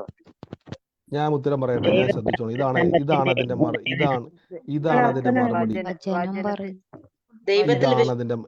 ഇതാണ് അതിന്റെ മറുപടി. നമ്മുടെ കർത്താവായ യേശു ക്രിസ്തു സമ്പന്നനായിരുന്നിട്ടും ക്രിസ്തു ദാരിദ്ര്യത്താൽ ഞാൻ സമ്പന്നനാകേണ്ടതിന് ഞാൻ നിമിത്തം യേശു ക്രിസ്തു ദരിദ്രനായി തീർന്നു. ഇപ്പൊ നിങ്ങൾക്ക് മനസ്സിലായോ? യേശു എനിക്ക് വേണ്ടി ദരിദ്രനായി ക്രൂശിൽ തീർന്നതുകൊണ്ട്. ആത്മീയ ദാരിദ്ര്യമല്ല ഇവിടെ പറ്റി പറഞ്ഞ് നിങ്ങൾ മുകളിലോട്ട് വായിച്ചാൽ മതി. അവിടെ പൗലോസ് ശ്ലീഹ പറഞ്ഞേക്കുന്നത് നന്മയെപ്പറ്റി തന്നെയാണ്. ഇവിടെ പറയുകയാണ് ഈ ഒരു വചനം ശ്രദ്ധിച്ചോണം. എൻ്റെ ദൈവമോ എൻ്റെ കർത്താവായ യേശു ക്രിസ്തു സമ്പന്നനായിരുന്നിട്ടും ക്രിസ്തു എനിക്ക് വേണ്ടി ദരിദ്രനായി തീർന്നത് കൊണ്ട് എൻ്റെ ദൈവമോ എൻ്റെ ആവശ്യങ്ങളൊക്കെ മഹത്വത്തോടെ ക്രിസ്തു യേശുവിൽ എനിക്ക് തീർത്ത് തന്നിരിക്കും. കാരണം യേശു വില കൊടുത്തു. മനസ്സിലാകുന്നുണ്ടോ? എനിക്ക് സ്വർഗത്തിലെ ഭണ്ഡാരം തുറക്കാൻ, അതായത് ദൈവത്തിൻ്റെ ബാങ്കിൽ നിന്നും എൻ്റെ ജീവിതത്തിലേക്ക് ആ നന്മ വരുവാനുള്ള വില യേശു കൊടുത്തത് കൊണ്ട്. പിടികിട്ടിയോ? യേശു കൊടുത്തത് കൊണ്ട് നിങ്ങൾ പറയുമ്പോൾ നിങ്ങളുടെ ജീവിതത്തിൽ അത് വന്നിരിക്കും. നിങ്ങൾ ഈ വചനത്തിൻ്റെ ഏറ്റവും നോക്കിയാൽ മതി. ഇവിടെ ഒരു പേര് കൊടുത്തിട്ടുണ്ടെന്ന് വായിക്കാൻ പറ്റുമോ? ക്രിസ്തു യേശുവിൽ എന്ത് ചെയ്യും? കാണണം. ഇതാ ഉത്തരം. നിങ്ങൾ ക്രിസ്തുവിലാണോ? അതാ പരിശോധിക്കേണ്ടത്. ബ്രദറെ എനിക്ക് വേണ്ടി ഒന്ന് പ്രാർത്ഥിച്ചേക്കണേ. നിങ്ങൾ ഇവിടെ പോവുക, ഞാൻ ആ കൂടത്രക്കാരൻ്റെ അടുത്തോട്ട് പോവുക. ക്രിസ്തുവിലല്ല. കറങ്ങി നടന്നുകൊണ്ട് ഒരിക്കലും കാര്യമില്ല. ചണ്ടപ്പുറത്ത് കോലുകൊടുത്തോടത്ത് എല്ലായിടത്തും പോയിട്ട് കാര്യമില്ല. യേശുവിലാണോ? യേശുവിലാണോ? പറയണം. ഞാൻ ചോദിക്കുന്നത് അപ്പാ, സ്വർഗത്തിലെ ബാങ്ക് ഉണ്ട്. സ്വർഗത്തിൽ ബാങ്ക് ഉണ്ട് കേട്ടോ. അതാണ് നല്ല ഭണ്ഡാരം എന്ന് യേശു പറഞ്ഞത്. പണ്ടത്തെ കാലത്ത് ബാങ്ക് എന്ന് ഭണ്ഡാരം, നല്ല ഭണ്ഡാരമായ ആകാശം തുറന്ന് സ്ഥലം പോരാതെ വണ്ണം ഞാൻ നിന്നെ അനുഗ്രഹിക്കും. തൻ്റെ ധനം ഇരിക്കുന്ന അവിടെയാ. ഈ ബാങ്കിൽ നിന്നും നമ്മുടെ ജീവിതത്തിലേക്ക് എൻ്റെ ഓൾ യുവർ നീഡ്സ്, നിങ്ങളുടെ ആവശ്യങ്ങൾ വെളിപ്പെടുവാൻ ഒറ്റ മാർഗമേ ഉള്ളൂ. യേശു പറഞ്ഞു. യേശു അത് വില കൊടുത്തത് കൊണ്ട്.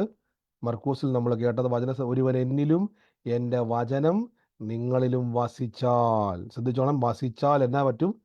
വസിച്ചാൽ നിങ്ങൾ ഇച്ഛിക്കുക എന്നുള്ളതല്ല, ആഗ്രഹിക്കുക എന്നുള്ളതല്ല, യഥാർത്ഥത്തിൽ പറയുക എന്നുള്ളത്. നിങ്ങൾക്കത് കിട്ടും. അപേക്ഷിക്കുക എന്നുള്ളതല്ല, ചോദിക്കുമ്പം, അതായത് പറയുമ്പം അതെന്ത് ചെയ്യും? കിട്ടും. ഇവിടെ നിങ്ങൾ നോക്കിക്കേ, ഇവിടെ വിശ്വസിക്കാൻ പറയുന്നില്ല. വിശ്വസിക്കാൻ പറയാത്തതിൻ്റെ കാരണം എന്നാന്ന് വെച്ചാൽ നിങ്ങളിൽ വചനം വരുമ്പോൾ തന്നെ വിശ്വാസം തന്നെ വന്നിട്ടുണ്ട്. ഈ വചനങ്ങളാ എൻ്റെ തെളിവ്. മനസ്സിലായി? ഈ വചനം വെച്ചോണ്ടാണ് ഞാൻ ഈ പ്രാർത്ഥിക്കുന്നത്. അല്ല ബ്രദറെ ദൈവം അത് ചെയ്യുക ബ്രദറെ. തെളിവുണ്ട് സഹോദര, തെളിവുണ്ട്. ദൈവം ചെയ്യുമെന്ന്. ദൈവത്തിൻ്റെ നല്ല ബാങ്ക് തുറന്ന് നിങ്ങളെ അനുഗ്രഹിക്കുന്ന തെളിവുണ്ട്. എന്നാ തെളിവ് ബ്രദറെ? 2 കൊരിന്ത്യർ 8-ാം അധ്യായത്തിന് 9-ാം വാക്യത്തിൽ പറഞ്ഞ കർത്താവായ യേശു ക്രിസ്തു സമ്പന്നനായിരുന്നിട്ടും യേശുവിൻ്റെ ദാരിദ്ര്യം ഞാൻ സമ്പന്നനാകേണ്ടതിന് ഞാൻ നിമിത്തം യേശു ദരിദ്രനായി തീർന്നു. ഫിലിപ്പിയ ലേഖനത്തിൽ പറഞ്ഞിരിക്കുന്ന വാക്യം ശ്രദ്ധിച്ചോണം. എൻ്റെ ബുദ്ധിമുട്ടൊക്കെ മഠത്തോടെ തീർത്ത് തരും. എനിക്ക് നന്മ ഉണ്ടാകും എന്ന് പറ. എനിക്ക് അനുഗ്രഹം ഉണ്ടാകും എന്ന് പറ. എനിക്ക് ഉയർച്ച ഉണ്ടാകും എന്ന് പറ. എനിക്ക് നന്മയുണ്ടാകും, എനിക്ക് അനുഗ്രഹം ഉണ്ടാകും, എനിക്ക് ഉയർച്ച ഉണ്ടാവും. എനിക്ക് അനുഗ്രഹം ഉണ്ടാവും, എനിക്ക് ഉറച്ചയും ഉണ്ടാവും. ആമേൻ. അപ്പൊ ശ്രദ്ധിച്ചോണം. അപ്പൊ ഇപ്പൊ നിങ്ങൾക്ക് മനസ്സിലായോ? നിങ്ങളിപ്പോൾ പറയാം ബ്രദർ, കർത്താവേ ഞാൻ 10 ലക്ഷം രൂപയ്ക്ക് ഞെരുങ്ങുക കർത്താവേ, എൻ്റെ ദൈവമോ എൻ്റെ ആവശ്യങ്ങളൊക്കെ. ഇത് തമ്മിൽ ചേരുന്നില്ല. കാര്യം നിങ്ങളുടെ വിഷയം ഈ ബുദ്ധിമുട്ടിൻ്റെ അകത്തോട്ട് കയറണം. ഇത് പുറത്ത് കിടന്നുകൊണ്ടാണ് പറഞ്ഞുകൊണ്ടിരിക്കുന്നത്. കർത്താവേ ഞാൻ എൻ്റെ 10 ലക്ഷം രൂപ എങ്ങനെയും മാറ്റി തരട്ടെ കർത്താവേ. എന്നിട്ട് ഞാൻ പറയാം കർത്താവേ എൻ്റെ ദൈവം. അങ്ങനെയല്ല. അതുകൊണ്ട് ജോയിൻ ചെയ്യും. എൻ്റെ ദൈവമോ എൻ്റെ 10 ലക്ഷം രൂപ കടം മഹത്വത്തോടെ തൻ്റെ ധനത്തിനൊത്തവണ്ണം യേശു ക്രിസ്തുവിൽ പൂർണ്ണമായി എനിക്ക് തീർത്തു തരും. ധൈര്യം എന്നാ? ഇനി ധൈര്യമാണ്. അപ്പം മനസ്സ് പറയും പിന്നെ ദൈവം അങ്ങ് തരാൻ പോവല്ലേ, ഏതെങ്കിലും പോയി വല്ല വഴി നോക്ക്. മനസ്സ് പറയും തെളിവുണ്ട്. കർത്താവായ യേശു ക്രിസ്തു സമ്പന്നനായിരുന്നിട്ട് യേശു ക്രിസ്തുവിൻ്റെ ദാരിദ്ര്യത്താൽ ഞാൻ സമ്പന്നനാകേണ്ടതിന് യേശു എനിക്ക് വേണ്ടി ദരിദ്രനായി തീർന്നു. ഇതാ തെളിവ്. ഇത്രയേ ഉള്ളൂ. അപ്പം ഞാൻ എന്ത് ചെയ്യണം? പറഞ്ഞുകൊണ്ടിരിക്കണം. ബ്രദറെ ഞാൻ ചോദിച്ചോട്ടെ, പറഞ്ഞുകൊണ്ടിരുന്നാൽ കിട്ടും. അപ്പോൾ നിങ്ങൾ ഇന്ത്യക്ക് ഞാൻ ചോദിച്ചോട്ടെ, നിങ്ങൾക്ക് ഇപ്പോൾ ഒരു ആവശ്യം വന്നാൽ ഒരാളോട് വായ്പ ചോദിക്കാതെ കിട്ടും? ഒരാൾ ജീവിതത്തിൽ ഇന്നേ വരെ നിങ്ങൾക്കിപ്പോൾ ഒരു ആവശ്യം വന്നപ്പോൾ, ഒരു 500 രൂപയുടെ ആവശ്യം വന്നപ്പോഴേക്കും ആരെങ്കിലും വന്ന് നിന്റെ മനസ്സിൽ 500 രൂപ വേണമെന്നൊരു ആഗ്രഹം ഉണ്ടല്ലേ എന്നും പറഞ്ഞുകൊണ്ട് ആരെങ്കിലും കൊണ്ട് 500 രൂപ തന്നോ? ഇല്ല. പിന്നെ എങ്ങനെയാ കിട്ടിയത് ആ വായ്പ? ദൈവമല്ല ചോദിക്കുന്നത്. നിങ്ങൾ സാധാരണ വായ്പയായിരിക്കും ഞാൻ പറയുന്നത്. നിങ്ങൾ ചോദിച്ചു അല്ലേ? നിങ്ങൾ ചോദിച്ചത് കൊണ്ടല്ലേ കിട്ടിയത്? അല്ല ഏതെങ്കിലും സുഹൃത്ത് പറയുക, ഒരു എനിക്ക് ഇന്ന് തോന്നി, അല്ലെങ്കിൽ എടാ എനിക്കിന്ന് തോന്നി കേട്ടോ, നിനക്കൊരു 500 രൂപ ആവശ്യമുണ്ടെന്ന് നിന്റെ മനസ്സിൽ തോന്നിയത് കൊണ്ട് തന്നെ ആരും തന്നിട്ടില്ല. നമ്മൾ ചോദിച്ചുകൊണ്ടാണ് കിട്ടിയത്. ഇത് നിങ്ങൾ ചോദിക്കണ്ട, നിങ്ങൾ പറഞ്ഞാൽ മതി. സ്വർഗം ആമേൻ. തുറക്കും, സ്വർഗത്തിലെ ആമേൻ. ബാങ്ക് തുറക്കും, സ്ഥലം ഹല്ലേലൂയ. പോരാതെ വണ്ണം. അപ്പൊ ചിലർ ചിന്തിക്കും, ബ്രദറെ ഒത്തിരി പൈസയൊക്കെ ചോദിച്ചാൽ, ഒത്തിരി പൈസ വെച്ച് കഴിഞ്ഞാൽ ദൈവത്തിന് ഇഷ്ടപ്പെടും. ദൈവത്തിന് നിങ്ങളുടെ പൈസ എന്ന് പറഞ്ഞാൽ ദൈവത്തിന് ഒരു പേപ്പർ കഷ്ണത്തിന്റെ പോലും വിലയില്ല, അറിയാവോ? നിലത്തെ പൊടിയിൽ നിന്ന് മനുഷ്യനെ ഉണ്ടാക്കിയ ദൈവത്തിന് നിങ്ങൾ കാണുന്ന 1000 2000 നോട്ടം ദൈവത്തിന് വലിയ വിഷയമൊന്നുമല്ല. പക്ഷെ ദൈവത്തിന് വിഷയം ഞാൻ ദുഃഖിക്കുന്നത് ദൈവത്തിന് ഇഷ്ടമല്ല. ഞാൻ ഞെരുങ്ങി തകർന്നു പോകുന്ന ദൈവത്തിന് ഇഷ്ടമല്ല. ഞാൻ സമാധാനമില്ലാതെ നിലവിളിക്കുന്നത് ദൈവത്തിന് ഇഷ്ടമല്ല. അതിനുവേണ്ടി ദൈവം ചെയ്യും. യേശുവിൽ വസിക്കണം, അത് മറന്നു പോകരുത്. അല്ലാതെ രാവിലെ മുതൽ മറ്റുള്ളവരോട് വഴക്കം പിടിച്ച് അവരെയും ചീത്ത പറഞ്ഞ് വൈരാഗ്യം മനസ്സിൽ വെച്ചുകൊണ്ട് ഒരിക്കലും അങ്ങനെ നടക്കല്ലേ. നമ്മൾ ക്രിസ്തുവിലായിരിക്കണം, ക്രിസ്തുവിലായിരിക്കണം. മറന്നു പോകരുത്, യേശുവിൽ. ചിലപ്പോൾ നിങ്ങളെ ചിലർ ഇഷ്ടപ്പെടത്തില്ലായിരിക്കും, അവർ നിങ്ങളെ കൂട്ടത്തില്ലായിരിക്കും, അവർ നിങ്ങളോട് കൂട്ടുകൂടത്തില്ലായിരിക്കും. പലപ്പോഴും ഞാൻ ഓർക്കാറുണ്ട്, പല സാഹചര്യങ്ങളിലൊക്കെ നമ്മളെ മാറ്റി നിർത്തുമായിരിക്കും. ആ പുള്ളി ഭയങ്കര വലിയ പ്രാർത്ഥനക്കാരൻ അല്ലെങ്കിൽ വിശ്വാസിയാ എന്നും പറഞ്ഞുകൊണ്ട് എന്ത് ചെയ്യത്തില്ല, അവരുടെ കള്ളുകൂടി ടീമിൽ നിങ്ങളെ കൂട്ടത്തില്ലായിരിക്കും. അവരുടെ തമാശ പറഞ്ഞുകൊണ്ട് വേണ്ടെന്നേ, അവൻ്റെ കൂടെ പോരും തമാശ പറഞ്ഞ് അവൻ്റെ കൂടെ ഇരുന്ന് കള്ളു കുടിക്കും, എനിക്ക് ഒന്നും കിട്ടാനില്ല. പക്ഷെ യേശുവിൻ്റെ കൂടെ ഇരുന്നാൽ ഞാൻ ഉയർച്ച തന്നെ പ്രാപിക്കും. യേശുവിൻ്റെ കൂടെ നടന്നാൽ അവൻ എന്നെ ഉയർത്തും, ദൈവം എന്നെ മാനിക്കും. അസൂയ തോന്നുമാറ് ദൈവം എന്നെ ഉയർത്തിയിരിക്കും. ഇത് മതി എനിക്ക്, ഇതിനേക്കാൾ വലുതൊന്നും എനിക്കില്ല. നിങ്ങൾ പറയും, ഇതിൽ ഏത് വേണം?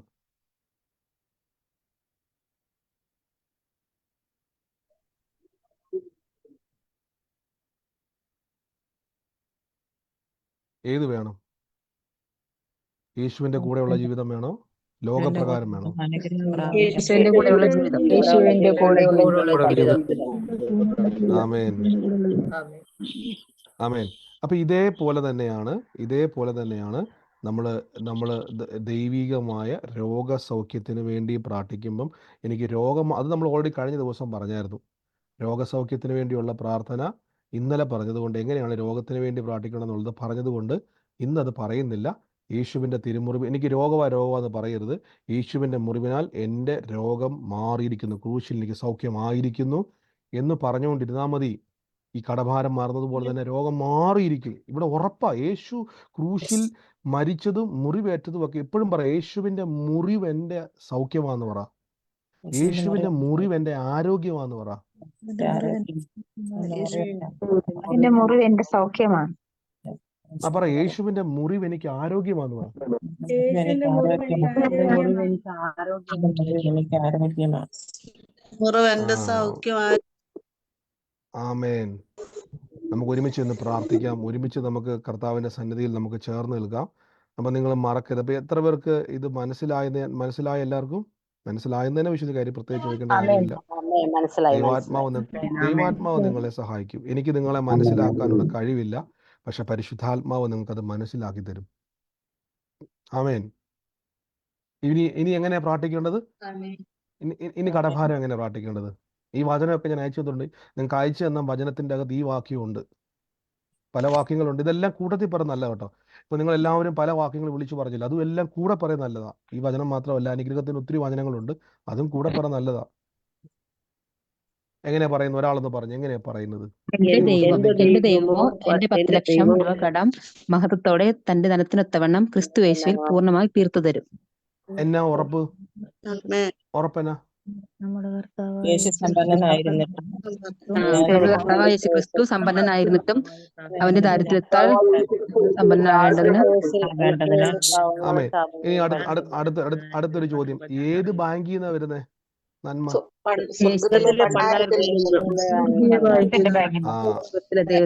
പറയണം. അപ്പൊ ദൈവത്തിന്റെ ബാങ്കിന്റെ കൂട്ടവകാശിയാണ് ദൈവത്തിന്റെ മക്കളായ നിങ്ങൾ. പിശാച് വന്നിട്ട് പറ, ഇപ്പൊ തരും, നൂലെ കെട്ടി ഇറക്കി നോക്കിയിരുന്നു. നോക്കിയിരിക്കുവാന്ന് പറ. എൻ്റെ ദൈവത്തിന് അക്കൗണ്ട് ഉണ്ട്, എൻ്റെ ദൈവത്തിന് ധനത്തിന്റെ കൂമ്പാരമുണ്ട്, അതിന്റെ അവകാശി ഞാൻ, മകനായ ഞാനാണ്. ദൈവത്തിന്റെ അവകാശിയും ക്രിസ്തു യേശുവിൽ ഞാൻ കൂട്ടവകാശിയുമാണ്. ഈ ദിവസം ഞാൻ പറയുന്നു, കടഭാരം മാറുന്ന അത്ഭുത സൗഖ്യം ഞാൻ കേട്ടിട്ടുണ്ട് കേട്ടോ. ഒത്തിരി ആൾക്കാരുടെ കടഭാരം മാറിയ അത്ഭുത സാക്ഷി ഈ സൂമിൽ മാത്രമല്ല. സൂമ് നമ്മൾ തുടങ്ങിയിട്ട് ഇപ്പം 2.5 വർഷം 3 വർഷം ആയിട്ടുള്ളൂ, അല്ലെങ്കിൽ 3 വർഷം മോളാണ് എനിക്ക് പോകുന്നത്. അതിന് മുമ്പ് ഒത്തിരി ആളുകളിൽ എൻ്റെ ജീവിതത്തിൽ വ്യക്തിപരമായി തന്നെ ഈ കടഭാരത്തിൻ്റെ മേൽ ദൈവം തന്ന ജയത്തെ ഞാൻ കണ്ടിട്ടുണ്ട്. ഈ വചനത്തിന് ശക്തിയുണ്ട്. ആമേൻ. വീണ്ടും വീണ്ടും കേൾക്കുക കേട്ടോ, മറന്നുപോലെ. നാളെ ഞാൻ ചോദിക്കുമ്പോൾ ഓർത്തെടുത്ത് പറയുന്നതെങ്കിൽ ദൈവത്തെ ഓർത്ത് കടം മാറാൻ ആഗ്രഹിക്കാത്തവരാ. ഞാനിത് കടത്തെക്കുറിച്ച് മാത്രമല്ല പറയുന്നത്, രോഗസൗഖ്യവും ഇങ്ങനെ തന്നെ. ഇന്നലെ ഞാൻ രോഗസൗഖ്യത്തെ പറ്റി മിനിഞ്ഞാന്നൊക്കെ പറഞ്ഞതുകൊണ്ട് ഇന്നത് പറയുന്നില്ല. എല്ലാവർക്കും അറിയാമല്ലോ എങ്ങനെ രോഗം മാറാൻ വേണ്ടി പ്രാർത്ഥിക്കേണ്ടത്, നമ്മൾ എപ്പോഴും പറയുന്നത് അല്ലേ? യേശുവിന്റെ പേരും അടിപ്പണിനാൽ സൗഖ്യം തന്നിരിക്കുന്നു. കിണറുകളാൽ എനിക്ക് സൗഖ്യം വന്നതിനായി യേശുവിന്റെ ആ, അപ്പൊ മുറിവിനാൽ എനിക്ക് സൗഖ്യം തന്നിരിക്കുന്നു. ആമേൻ. അപ്പൊ ഇനി മുതൽ ശ്രദ്ധിച്ചോണം, 100 പേർക്ക് പ്രാർത്ഥനാ വിഷയങ്ങൾ അയക്കുന്ന പരിപാടി നിർത്തണം. എന്നിട്ട് നിങ്ങൾ ഇതൊന്ന് ചെയ്ത് നോക്കി. 100 പേർക്ക് നമ്മൾ എല്ലാ ദിവസവും പ്രാർത്ഥനാ വിഷയം അയക്കും തോറും നമ്മൾ 100 പേർക്ക് പ്രവചിച്ചുകൊണ്ടിരിക്കുക. ഞാൻ ഇന്ന വിഷയ ബ്രദറെ, നിഖിൽ ബ്രദറെ എനിക്ക് വേണ്ടി പ്രാർത്ഥിക്കണം, ടോംസ് ബ്രദറെ എനിക്ക് വേണ്ടി പ്രാർത്ഥിക്കണം, അടുത്ത ആളെ വിളിച്ചിട്ട് പറയും ഇന്ന ആൾക്ക് വേണ്ടി പ്രാർത്ഥിക്കണം. ഇത് നിങ്ങളിങ്ങനെ പറഞ്ഞ് ആ വിഷയത്തെ നിങ്ങൾ എന്ത് ചെയ്യുക, ഒരേ വായിൽ നിന്ന് തന്നെ മധുരവും കയ്പും കൊണ്ടുവന്നുകൊണ്ടിരിക്കുക. എന്നിട്ട് നിങ്ങൾ ഭയങ്കര വചനം പറഞ്ഞുകൊണ്ടിരിക്കുക, യേശുവേ യേശുവേ യേശുവേ. കയ്പും മധുരവും മിക്സ് ചെയ്തുകൊണ്ടിരിക്കുക. അത് നമുക്ക് കുടിക്കാൻ പറ്റത്തില്ല, തുപ്പിക്കളയാനേ പറ്റത്തുള്ളൂ. സ്വോത്രവും ശാപവും ഒരുമിച്ച് ചേരത്തില്ല. വൺസും ബ്രദറിനെ അയച്ചു, ബ്രദറെ എനിക്ക് വേണ്ടി പ്രാർത്ഥിക്കണം, സ്വോത്രം. എന്നിട്ട് പിറ്റേ ദിവസം പോലെ ആ വചനം തുറന്നിട്ട് ഏത് വചനമാണ് അതെടുക്ക്, എന്നിട്ട് പറ. എന്നിട്ട് ബ്രദറെ ഞാൻ സാക്ഷ്യം പറയാൻ റെഡിയായിട്ടിരിക്കുക. ഇങ്ങനെ വേണം നമ്മളിരിക്കാൻ. അതുകൊണ്ടാണ് ഞാൻ പറഞ്ഞത്, അറിയണം. കൈലിമുണ്ട് എടുത്തുകൊണ്ട് കല്യാണത്തിന് പോകാത്തതുപോലെ, നൈറ്റി ഇട്ടുകൊണ്ട് കല്യാണത്തിന് പോകാത്തതുപോലെ ബോധത്തോടെ വേണം നമ്മൾ പ്രാർത്ഥിക്കാൻ. ഉറപ്പിച്ചാണ് പറയുന്നത്, മാറിയിരിക്കും. ഈ ദിവസം തുടർമാനമായിട്ടൊന്ന് പറയുമ്പോൾ എന്നാ ചെയ്യുന്നത്, പറയുമ്പം നമ്മൾ കാണണം. ഒരു ലോട്ടറി എടുത്ത് പോക്കറ്റ് ഇട്ടിട്ട് നമ്മൾ സ്വപ്നം കാണത്തില്ലേ? കടന്നുറങ്ങുമ്പോൾ അയ്യോ ലോട്ടറി അടിച്ച് കാറ് മേടിക്കുന്നു, വീട് മേടിക്കുന്നു, സ്വപ്നം കാണത്തില്ലേ? ഇതേപോലെ വചനം എടുത്ത് പറയാൻ തുടങ്ങുമ്പോൾ കണ്ണുകൊണ്ട് കാണണം, എൻ്റെ ദൈവം എനിക്ക് വേണ്ടി ചെയ്തിട്ട് നാട്ടുകാർ വന്ന് നിൽക്കും, യേശു നിനക്ക് വേണ്ടി ചെയ്തല്ലേ നാട്ടുകാർ പറയുന്നത്. കണ്ടുകൊണ്ട് വേണം പറയാൻ. ഈ ദിവസങ്ങളിൽ പറയണം. എന്നിട്ട് ശ്രദ്ധിച്ചോണം, കൂട്ടായ്മ ആചരിക്കണം. ഈ സമയത്ത് നിങ്ങൾ ബൈബിളിൻ്റെ വേഷം ചോദിച്ചുകൊണ്ട് എനിക്ക് വാട്സാപ്പിൽ ആരും മെസ്സേജ് അയക്കരുത് കേട്ടോ. പ്രാർത്ഥനയെ പങ്കിട്ടില്ല ഈ സമയത്ത്.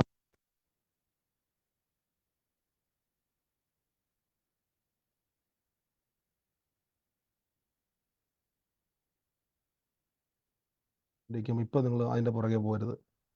നമുക്ക് ഒരുമിച്ച് പ്രാർത്ഥിക്കാം. യേശുവേ, പരിശുദ്ധാത്മാവ് ഇന്ന് തൊടുകയാണ്. എല്ലാവരും പ്രാർത്ഥിച്ച്, എൻ്റെ ദൈവമേ കർത്താവെന്ന് സ്പർശിക്കുക. യേശുവിൻ്റെ നാമത്തിൽ എന്ന് പ്രാർത്ഥിക്കുന്നു. ദൈവത്തിൻ്റെ പരിശുദ്ധാത്മാവ് ഇന്ന് തൊടുക. ഞാൻ കാണുന്ന ഒരു മകൻ അലന് വേണ്ടി പ്രാർത്ഥിക്കുവാൻ, അലൻ അവൻ്റെ പേര്, ദൈവാത്മാവിനോട് പറഞ്ഞ അലന് വേണ്ടി പ്രാർത്ഥിക്കുവാൻ കർത്താവിനെ സ്പർശിക്കുക. അവൻ്റെ ഭാവിയെ ദൈവം തൊടുക. കർത്താവിൻ്റെ മഹത്വം എന്ന അലൻ്റെ ജീവിതത്തിൽ വെളിപ്പെടുക. യേശുവിൻ്റെ നാമത്തിൽ ഇന്ന് അനുഗ്രഹിച്ചു പ്രാർത്ഥിക്കുന്നു. എല്ലാവരും ഏറ്റെടുത്ത് ഇന്ന് രോഗികളായി ഭാരപ്പെടുന്നവർ, ബ്രദറെ എനിക്ക് രോഗമാണെന്ന് പറയാതെ ഇന്ന് യേശുവിൻ്റെ ആ വചനമായിട്ട് ലിങ്ക് ചെയ്തേ. ആ സിമിൻ്റെ അകത്തോട്ട് ഫോൺ എടുത്തിടുന്നത് പോലെ ഒന്ന് ലിങ്ക് ചെയ്ത്, യേശുവിൻ്റെ തിരുമുറിവിനാൽ, ഇപ്പോഴും പറയണം, യേശു മുറിവേറ്റത് കൊണ്ട് ആ വേദനയോട് പറ, വയസ്സായി ഇനി സാരമില്ലെന്നല്ല, യേശു മുറിവേറ്റത് എൻ്റെ വേദന മാറാൻ വേണ്ടിയാ. യേശു മുറിവേറ്റത് എനിക്ക് ആരോഗ്യം വരാൻ വേണ്ടിയാ. യേശു മുറിവേറ്റത് ഞാൻ ആരോഗ്യത്തോടെ, അങ്ങനെ പറയണം, യേശുവിൻ്റെ മുറിവ് എൻ്റെ ആരോഗ്യമാണ്. പറ, യേശുവിൻ്റെ മുറിവ് എൻ്റെ സൗഖ്യമാണ്. പറഞ്ഞു, യേശുവിന്റെ മുറിവ് എന്റെ സൗഖ്യമാണ്.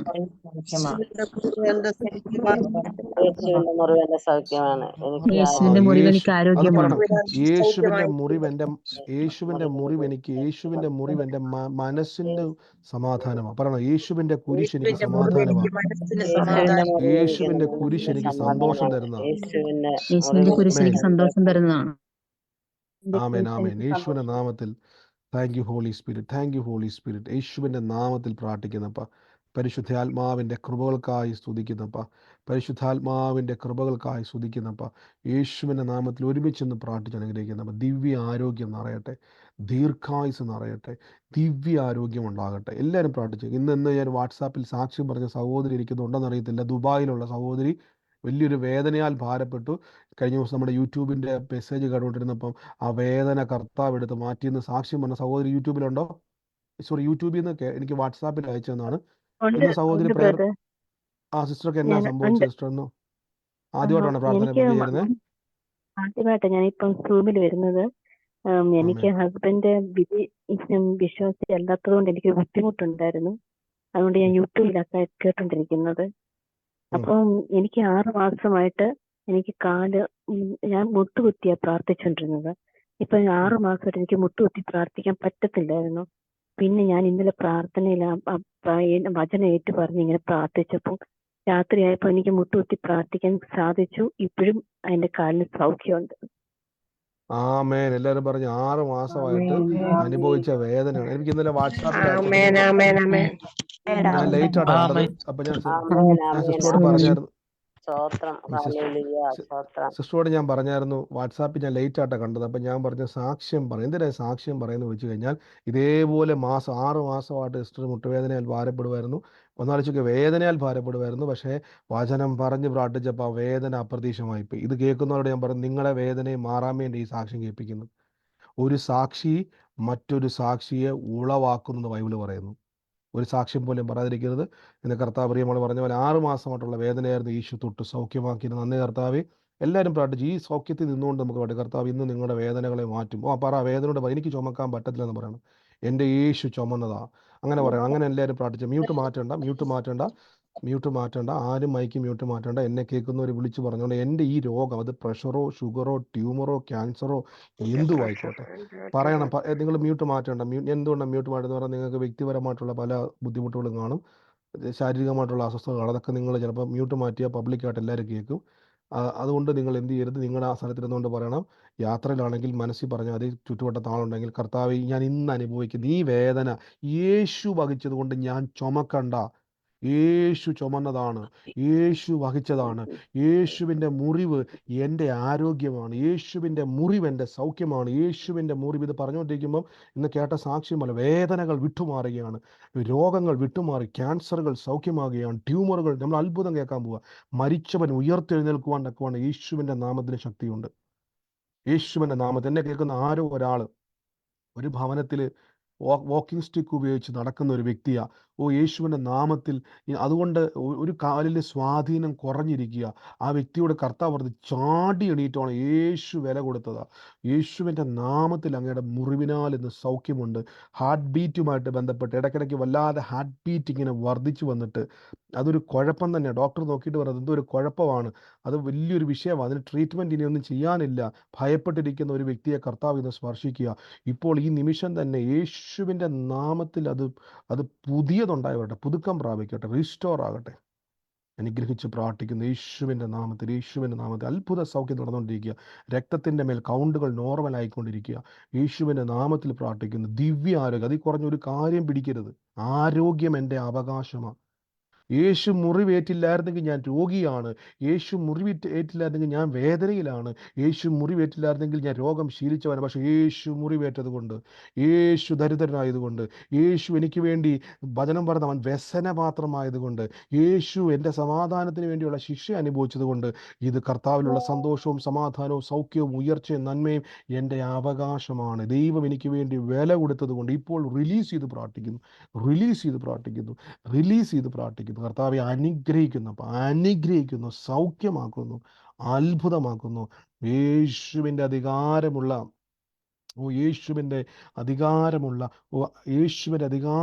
നാമത്തിൽ നിന്ന് പ്രാർത്ഥിക്കുക. ഞാനൊരു മോളിക്ക് വേണ്ടി പ്രാർത്ഥിക്കുക. മോളിയുടെ വീട്ടിൻ്റെ അകത്തൊരു മോൻസി ഉണ്ട്. ആ മോൻസീനെ കർത്താവ് സ്പർശിക്കുക. മോളിയുടെ വീടിൻ്റെ അകത്തൊരു മോൻസി ഇരിപ്പുണ്ട്. മോൻസീനെ ദൈവം സ്പർശിക്കുകയാണ്. യേശുവിൻ്റെ നാമത്തിൽ നിന്ന് പ്രാർത്ഥിക്കുന്നപ്പോൾ കർത്താവിൻ്റെ അത്ഭുതം കുടുംബത്തിന് വെളിപ്പെടണം. മകനെ കർത്താവ് സ്പർശിച്ച് അവനെ ആള് മാറിയവനെ പോലെ ആക്കാൻ വേണ്ടി പോകണം. ഏറ്റെടുത്തോളം യേശുവിൻ്റെ നാമത്തിൽ അനുഗ്രഹിക്കുന്നു. ഈ ഭവനത്തിൽ തന്നെ ഒരു അലക്സും ഇരിപ്പുണ്ട്. ഈ മോളിയുടെ ഭവനത്തിൽ ഒരു മോൻസി ഉണ്ട്, അതിൻ്റെ അകത്ത് ഒരു അലക്സും ഇരിപ്പുണ്ട്. ആ ഭവനത്തെ കർത്താവ് സ്പർശിക്കുകയാണ്. അനുഗ്രഹിച്ചു പ്രാർത്ഥിക്കുന്നു. യേശുവിൻ്റെ അധികാരമുള്ളതാവട്ടെ തന്നെ. ആമേൻ. ആമേൻ. ആമേൻ.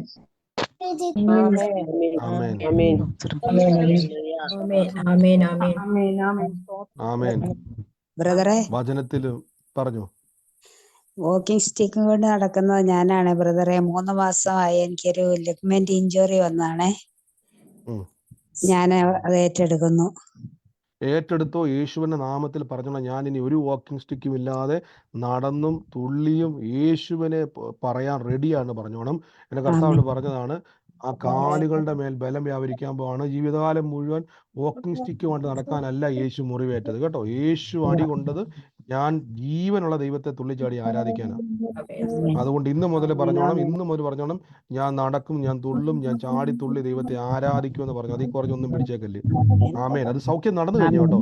ആ കാലുകളുടെ മേൽ ബലം വന്നു കഴിഞ്ഞു. എൻ്റെ കർത്താവ് പറഞ്ഞ ബലം വന്നു കഴിഞ്ഞു. ആമേൻ. നടന്നു തുടങ്ങിക്കോണം. മ്യൂസിക്കിനെ അല്ല വിശ്വസിക്കേണ്ടത്, യേശുവിന്. ആമേൻ. പറഞ്ഞു. ബ്രദറെ, എന്റെ ഹസ്ബൻഡിന് ഇതുപോലെ ഒരു ഭാഗം കാലിന്റെ ഒരു ഭാഗം തളർന്നാണ് വാക്കിംഗ് സ്റ്റിക്ക് കൊണ്ട് നടക്കുന്നതാണ്. ഞാനത് ആൾക്ക് വേണ്ടിയിട്ടാണെന്ന് ബ്രദർ പറഞ്ഞ ആ വാക്യം ആളുടെ ശരീരത്തിന് നല്ല ബലമായിട്ട് ദൈവത്തോട് ഞാൻ പ്രാർത്ഥിക്കുന്നു. അത് ഞാൻ വിശ്വസിക്കുന്നു. ആള് നാളെ ഏറ്റെടുത്തു. ആ ബലം അങ്ങ് വ്യാപരിക്കുക. ആ ബലം അങ്ങ് പിടിച്ചു. യേശുവിന്റെ നാമത്തിൽ ആ ബലം വ്യാപരിക്കുക. ആ ബലം അങ്ങ് വ്യാപരിക്കുക. പിടിച്ചെടുത്തു. ആരൊക്കെയാന്ന് വെച്ചാൽ പിടിച്ചെടുത്തു. ഞാനും പിടിച്ചിരിക്കുന്ന എന്റെ ശരീരത്തിന് ആമേൻ. കർത്താവ് അനുഗ്രഹിക്കട്ടെ. ഈ സമയത്ത് ആർക്കെങ്കിലും സാക്ഷ്യങ്ങൾ, പ്രാർത്ഥനാ റിക്വസ്റ്റ് അല്ല. ഒരു സെക്കൻഡ് പറഞ്ഞു.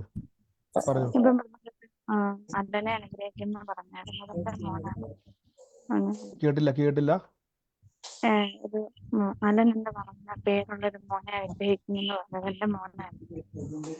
അല്ല, ഒരു സെക്കൻഡ്. ഇത് ആരാ പറഞ്ഞത്? കേൾക്കുന്നില്ല. എല്ലാവരും ഒന്ന് മ്യൂട്ട് ചെയ്തിട്ട് ഇപ്പൊ പറഞ്ഞ സിസ്റ്റർ അലൻ എന്ന് പറഞ്ഞ ആ സൗകര്യം മാത്രം ഒന്ന് മ്യൂട്ട് മാറ്റിയാൽ മതിയേ. എല്ലാവരും ഒന്ന് മ്യൂട്ട് ചെയ്ത് ഒന്ന് ശ്രദ്ധിച്ചേ. നിങ്ങൾ എല്ലാവരും മ്യൂട്ട് മാറ്റുന്നതുകൊണ്ട് എനിക്ക് ക്ലിയർ അല്ല. ഇനി ഞാൻ പറഞ്ഞു തുടങ്ങി സിസ്റ്ററെ.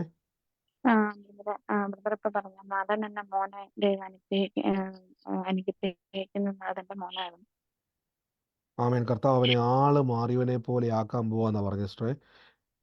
എന്നോട് പറഞ്ഞിട്ടുണ്ടായിരുന്നു. അലന്റെ പേര് വല്ലതും പറഞ്ഞിട്ടുണ്ടായിരുന്നോ? പരീക്ഷാ സമയത്തൊന്ന് പ്രാർത്ഥിക്കണം പേരൊന്നും പറഞ്ഞില്ല. എന്നോട് പേര് പറഞ്ഞിട്ടില്ല. ഉറപ്പാ എന്നോട് പേര് പറഞ്ഞിട്ടില്ല. ഞാൻ പറഞ്ഞിട്ടില്ല. ഓ, കർത്താവ് ഇന്ന് അവനെ തൊടുകട്ടോ. അവൻ എന്നോട് പറയാം, കർത്താവനെ ആള് മാറിയവനെ പോലെ. എന്നെ ദൈവം എന്നെ കാണിക്കുന്നു. അവന്റെ ചില കൂട്ടുകെട്ടുകൾക്കകത്തുനിന്നും ദൈവം അവനെ വേർതിരിച്ച് അവർക്കിടയിൽ പോലെ അവരെ അത്ഭുതമാക്കി മാറ്റാൻ പോവാ. സിസ്റ്ററുടെ പ്രാർത്ഥന അവന്റെ ജീവിതത്തിലേക്ക് അവനെ ആള് മാറിയവനെ പോലെ അകയോട് പറയുകയാണ്. അവൻ ആള് മാറി അവന്റെ ചില കൂട്ടുകെട്ടുകൾക്കകത്തുനിന്ന് ദൈവം അവനെ പുറത്ത് കൊണ്ടുവന്ന് അവനെ സാക്ഷ്യമാക്കാൻ പോവാ കേട്ടോ. അവനെ അത്ഭുതമാക്കാൻ പോവാ. ഏറ്റെടുത്തോണം. വലിയൊരു ഭാവി അവനുണ്ട് കേട്ടോ. വലിയൊരു ഭാവിയുണ്ട്. ആ കുടുംബത്തെ നടത്തുവാൻ തക്കവണ്ണം ദൈവം അവനെ അനുഗ്രഹിക്കും. അവനൊരു അനുഗ്രഹമായി കുടുംബത്തിനും ദേശത്തിനും മാറും. ബാല്യത്തിൽ അവന് വലിയൊരു വിളി ദൈവം അവന്റെ ജീവിതത്തിൽ വെളിപ്പെടുത്തും കേട്ടോ. അനുഗ്രഹിക്കുന്നു യേശുവിന്റെ നാമത്തിൽ തന്നെ. ആമേൻ.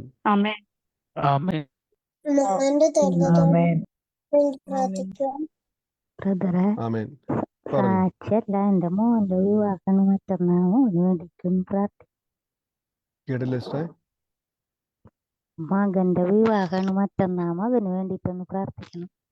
മറ്റന്നാൾ വിവാഹം. നമുക്ക് ഒരുമിച്ച് ഒന്ന് ബ്ലെസ് ചെയ്യണം. കർത്താവ് ഇന്ന് വിവാഹ ജീവിതത്തോടെ കടക്കുന്ന മകനാണല്ലോ. അപ്പൊ ഞങ്ങൾ അവനെ അനുഗ്രഹിച്ച് പ്രാർത്ഥിക്കുന്നു. എൻ്റെ യേശുവേ, കുടുംബജീവിതം ഏറ്റവും പ്രധാനപ്പെട്ട. ഞങ്ങൾ ഇന്നത്തെ കാലഘട്ടത്തിൽ കർത്താവ് ഒത്തിരി ജീവിതങ്ങൾ വിഭിന്നമായി ചെതറിപ്പോകുന്ന കാലഘട്ടത്തിൽ കർത്താവിൻ്റെ ഐക്യതയിലും ദൈവം ഭൂമിയിൽ വെച്ചിട്ടുള്ള ഏറ്റവും അനുഗ്രഹിക്കപ്പെട്ട ഒരു ജീവിതമാണ് കുടുംബജീവിതം. കർത്താവ് അതിലേക്ക് അവൻ പ്രവേശിക്കുമ്പോൾ കർത്താവ് നല്ലൊരു കുടുംബജീവിതം, അനേകർക്കും മാതൃകയും ക്രിസ്തുവിൽ അനുഗ്രഹിക്കപ്പെട്ടൊരു കുടുംബജീവിതം ഉണ്ടാകട്ടെ. വിള്ളലുകളോ ഇടർച്ചകളോ ഉണ്ടാകാതെ അനേകർക്കൊരു അനുഗ്രഹമാകുന്ന കുടുംബജീവിതമാകട്ടെ. അതെല്ലാം സന്തോഷത്തോടെ നടക്കണം. ആ വിവാഹം ചടങ്ങുകളൊക്കെ നന്നായി നടക്കുവാൻ കർത്താവ് അനുഗ്രഹമാക്കി മാറ്റുവാൻ ഞങ്ങൾ പ്രാർത്ഥിക്കുന്ന യേശുവേ, അങ്ങ് എല്ലാം നല്ലതായി ചെയ്തതിന് നന്ദി. യേശുവിന്റെ നാമത്തിൽ തന്നെ. ആമേൻ. സമയത്ത് സാക്ഷ്യങ്ങളുള്ളവരാരെങ്കിലും ഉണ്ടെങ്കിൽ വേഗത്തിൽ പറഞ്ഞാട്ടെ. നമുക്കൊന്ന് ബലപ്പെടാം. സാക്ഷ്യമുള്ളവർ ചുരുക്കം വാക്കുകളിൽ വേഗത്തിലൊന്ന് പറഞ്ഞാട്ടെ. പറഞ്ഞു സിസ്റ്റർ. ഞാൻ 2-3 ദിവസമായി എനിക്ക് ഒരാൾക്ക് ഇന്നൊരു 500 dirhams കൊടുക്കാനുണ്ടായിരുന്നു. അപ്പോ കുറച്ച് ദിവസം മുന്നേ അവർ എന്നോട് പറഞ്ഞിട്ടുണ്ടായിരുന്നു എനിക്ക് കറണ്ട് ബില്ലിന്റെ ഡേറ്റ് ആകുമ്പോഴേക്ക് തരണം എന്ന് പറഞ്ഞിട്ടുണ്ടായിരുന്നു. അപ്പൊ ആ സമയത്ത് എനിക്ക് എവിടുന്നും സാലറി കിട്ടിയിട്ട് അത് ഏകദേശം തീർന്നല്ലോ. അപ്പൊ നമുക്ക് എവിടുന്നും എനിക്ക് അറേഞ്ച് ചെയ്യാൻ പറ്റുമായിരുന്നില്ല. അപ്പൊ ഞാൻ 2-3 ദിവസമായി അത് ഓർത്തിട്ട് ഞാൻ ഭയങ്കര വിഷമത്തിലായിരുന്നു. അപ്പൊ ഞാൻ ഈ വചനം പറഞ്ഞ് പ്രാർത്ഥിച്ചു. ഇത് പ്രാർത്ഥിച്ചിട്ട് ഇന്നലെ ഹസ്ബൻഡ് ജോലിക്ക് പോയപ്പോ പുള്ളിനെ ഒരാള് റൈഡ് എടുത്തിട്ടുണ്ടായിരുന്നു. അയാൾ 3 മണിക്കൂർ സമയത്തേക്ക് ബുക്ക് ചെയ്തതായിരുന്നു. അപ്പൊ 3 മണിക്കൂറിന് ബുക്ക് ചെയ്ത് കഴിഞ്ഞാല് അവർക്ക് 120 dirhams അങ്ങനെ എങ്ങാണ്ടാണ് അവർക്ക് കിട്ടുക. അപ്പം പുള്ളി എന്നോട് പറഞ്ഞു എങ്ങനെ അറേഞ്ച് ചെയ്യാൻ പറ്റും തോന്നില്ല എന്ന് പറഞ്ഞു. അപ്പൊ ഞാൻ പറഞ്ഞു ഞാൻ വചനം പറഞ്ഞ് പ്രാർത്ഥിക്കുന്നുണ്ട്, കിട്ടും, എന്തായാലും ദൈവം അത്ഭുതം ചെയ്യും എന്ന് പറഞ്ഞു. ഞാൻ അപ്പൊ എപ്പോഴും ഇപ്പൊ എഴുതി വെക്കും, റിയാലിറ്റിയിൽ ഇപ്പൊ എനിക്ക് വിശ്വാസമില്ല, എനിക്ക് അത്ഭുതങ്ങളിൽ മാത്രമേ വിശ്വാസമുള്ളൂ എന്ന് പറഞ്ഞിട്ട് ഞാൻ ഇങ്ങനെ ക്രോസ് ഇട്ടിട്ട് റിയാലിറ്റീനെ ക്രോസ് ഇട്ടിട്ട് മറ്റേതിനെ ടിക്ക് ഇട്ടിട്ട് ഞാൻ എഴുതി വെക്കും. അപ്പോ ആ സമയത്ത് അത് പ്രാർത്ഥിച്ചിട്ട് ഞാൻ ഹസ്ബൻഡിനോട് പറഞ്ഞു. അപ്പൊ അവര് രാവിലെ വിളിച്ചു 3 മണിക്കൂർ കഴിഞ്ഞു, 4 മണിക്കൂർ, 5 മണിക്കൂർ, 6 മണിക്കൂർ. അവർ ഓൾറെഡി ബുക്ക് ചെയ്യുമ്പോൾ നമ്മുടെ ബ്രദറിന് അറിയായിരിക്കും, നമ്മുടെ ഇവിടെയൊക്കെ ഊബർ ഒക്കെ ബുക്ക് ചെയ്യുമ്പോൾ ആപ്പിൽ അവര് പേയ്മെന്റ് ഒക്കെ ചെയ്തിട്ടാണല്ലോ ചെയ്യുന്നത്. ക്രെഡിറ്റ് കാർഡ് പേയ്മെന്റ് ഒക്കെ ചെയ്തിട്ട് അവർ ആ 3 hours പെട്ടെന്ന് അവരെന്നിട്ട് ഹലോ പെട്ടെന്ന് അവര് അവിടെ തന്നെ ഇരിപ്പുണ്ട്. അത് കഴിഞ്ഞിട്ട് അവര് 6-7 മണിക്കൂറോളം അവർ ആ റൈഡ് കണ്ടിന്യൂ ചെയ്തു. അത് കഴിഞ്ഞിട്ട് അതിനു വേണ്ടി ക്യാഷ് കൊടുത്തിട്ട് 500 dirhams ക്യാഷ് കൊടുത്തിട്ട് അവര് പറഞ്ഞു ആ ബുക്ക് ചെയ്തത് ഞാൻ ക്യാൻസൽ ചെയ്തോളാന്ന് പറഞ്ഞു.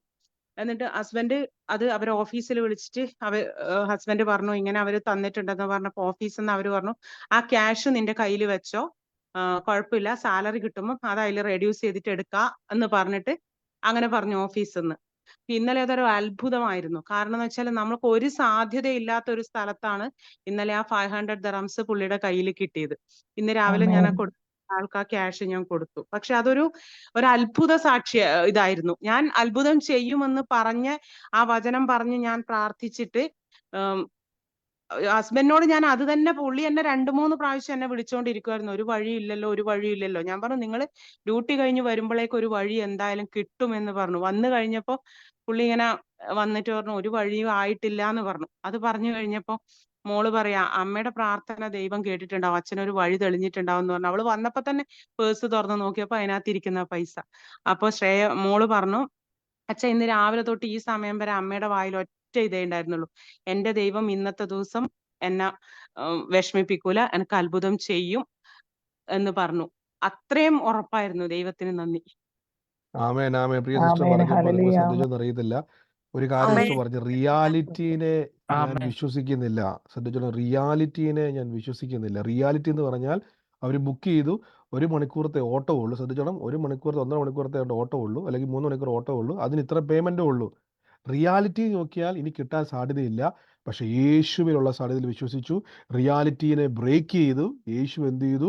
ആ നന്മ കറക്റ്റ് എന്താണോ ചോദിച്ചത് അത് ലഭിക്കുവാനിടയത്. ഇത് അത്ഭുതം തന്നെയാണ്. ശ്രദ്ധിച്ചോണം, നമ്മുടെ മുമ്പിലുള്ള സാധ്യതയെ നമ്മൾ അവിശ്വസിക്കണം. അയ്യോ ബ്രദർ അത് ഒരിക്കലും നടക്കത്തില്ല, അതിനെ മൈൻഡ് ചെയ്യരുത്. പക്ഷെ യേശുവിലുള്ള സാധ്യതയെ വിശ്വസിക്കണം.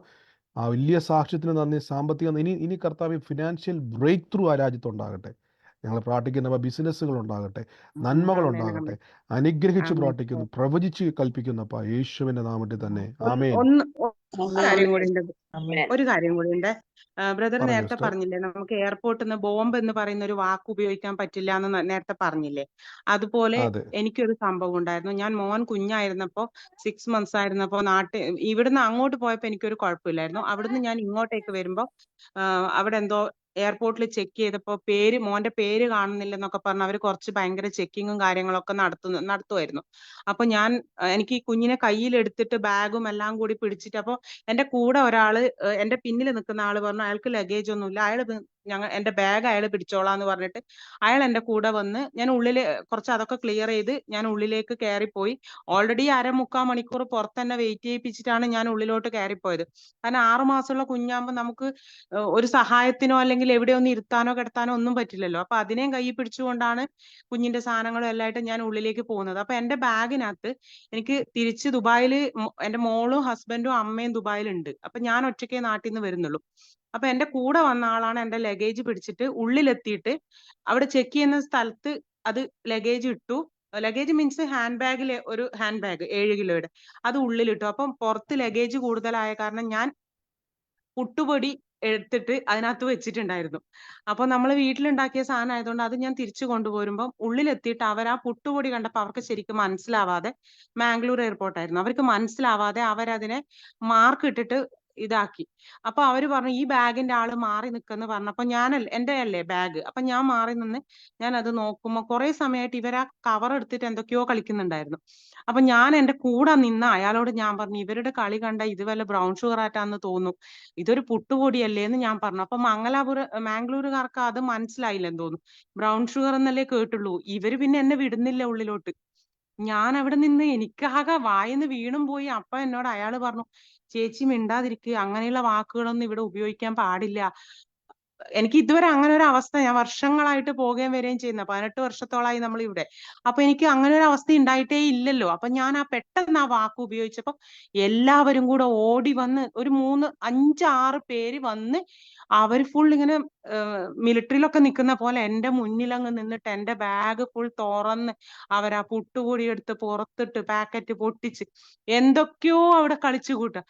അവസാനം ഞാൻ അവർക്കൊരു ഫോട്ടോ, മൊബൈലിൽ ഒരു ഫോട്ടോ എടുത്തിട്ട് ഞാൻ പറഞ്ഞു ഇത് ഉണ്ടാക്കുന്ന സാധനമാണത് എന്ന് പറഞ്ഞിട്ട് ആക്ഷൻ പറഞ്ഞിട്ട് അതിങ്ങനെ ഫോട്ടോ കാണിച്ചു കൊടുത്തു. അപ്പൊ പെട്ടെന്ന് ഒരാള് വന്നപ്പോ അയാൾ ചിരിച്ചുകൊണ്ട് അത് തുറന്ന് പാക്കറ്റ് കയ്യിലിട്ടിട്ട് മണപ്പിച്ചിട്ട് അയാൾ ഇങ്ങനെ എന്തോ അവരോട് പറഞ്ഞു. അത് കഴിഞ്ഞപ്പോ അവരെല്ലാം കൂടി പാക്ക് ചെയ്ത് എന്റെ കയ്യിൽ കുഞ്ഞിനെയും കൂടെ കണ്ടപ്പോ അവര് തന്നെ ഒരു കവറിനകത്തിട്ട് കെട്ടിയിട്ട് അത് ബാഗിനകത്തൊക്കെ വെച്ച് തന്നു. അപ്പൊ അങ്ങനെ ഒരു വാക്കും കൂടി അവിടെ ഉപയോഗിക്കാൻ പാടില്ലെന്ന് അന്ന് എനിക്ക് മനസ്സിലായി.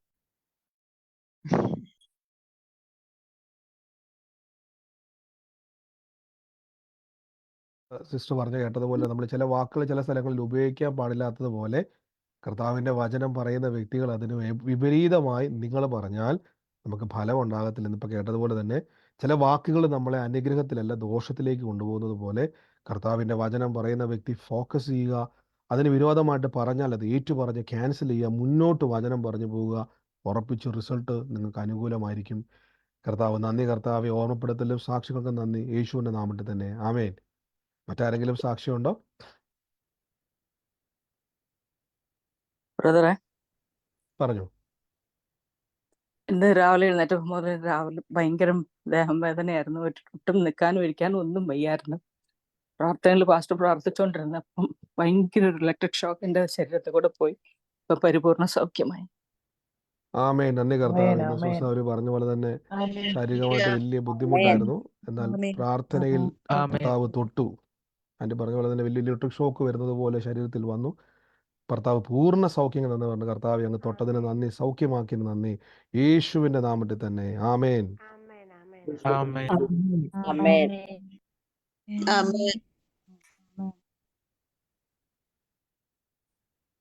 ആമേൻ. മറ്റാരെങ്കിലും ഉണ്ടോ സാക്ഷ്യങ്ങൾ? കേൾക്കാമോ ബ്രദറെ? പറയൂ. അതുകൊണ്ട് ചിലപ്പോൾ ഡിസ്റ്റർബൻസ് സംഭവിച്ചതാണ്. ഈ നേരത്തെ ബ്രദർ സൂചിപ്പിച്ചതുപോലെ ബ്രദറോടെ കാര്യം പറയുന്നതാണ് മറ്റുള്ളവർക്ക് കേൾക്കാൻ പറ്റുന്നതാണ്. 2 വർഷം ജനുവരി മാസം ക്ലിയർ അല്ല, ഓഡിയോ ക്ലിയർ അല്ല, വോയിസ് ക്ലിയർ അല്ല.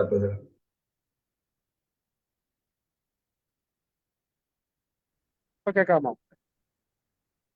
ഹലോ. ഹലോ, പറഞ്ഞു. കേൾക്കാമോ? ഹലോ, കേൾക്കാം പറഞ്ഞു.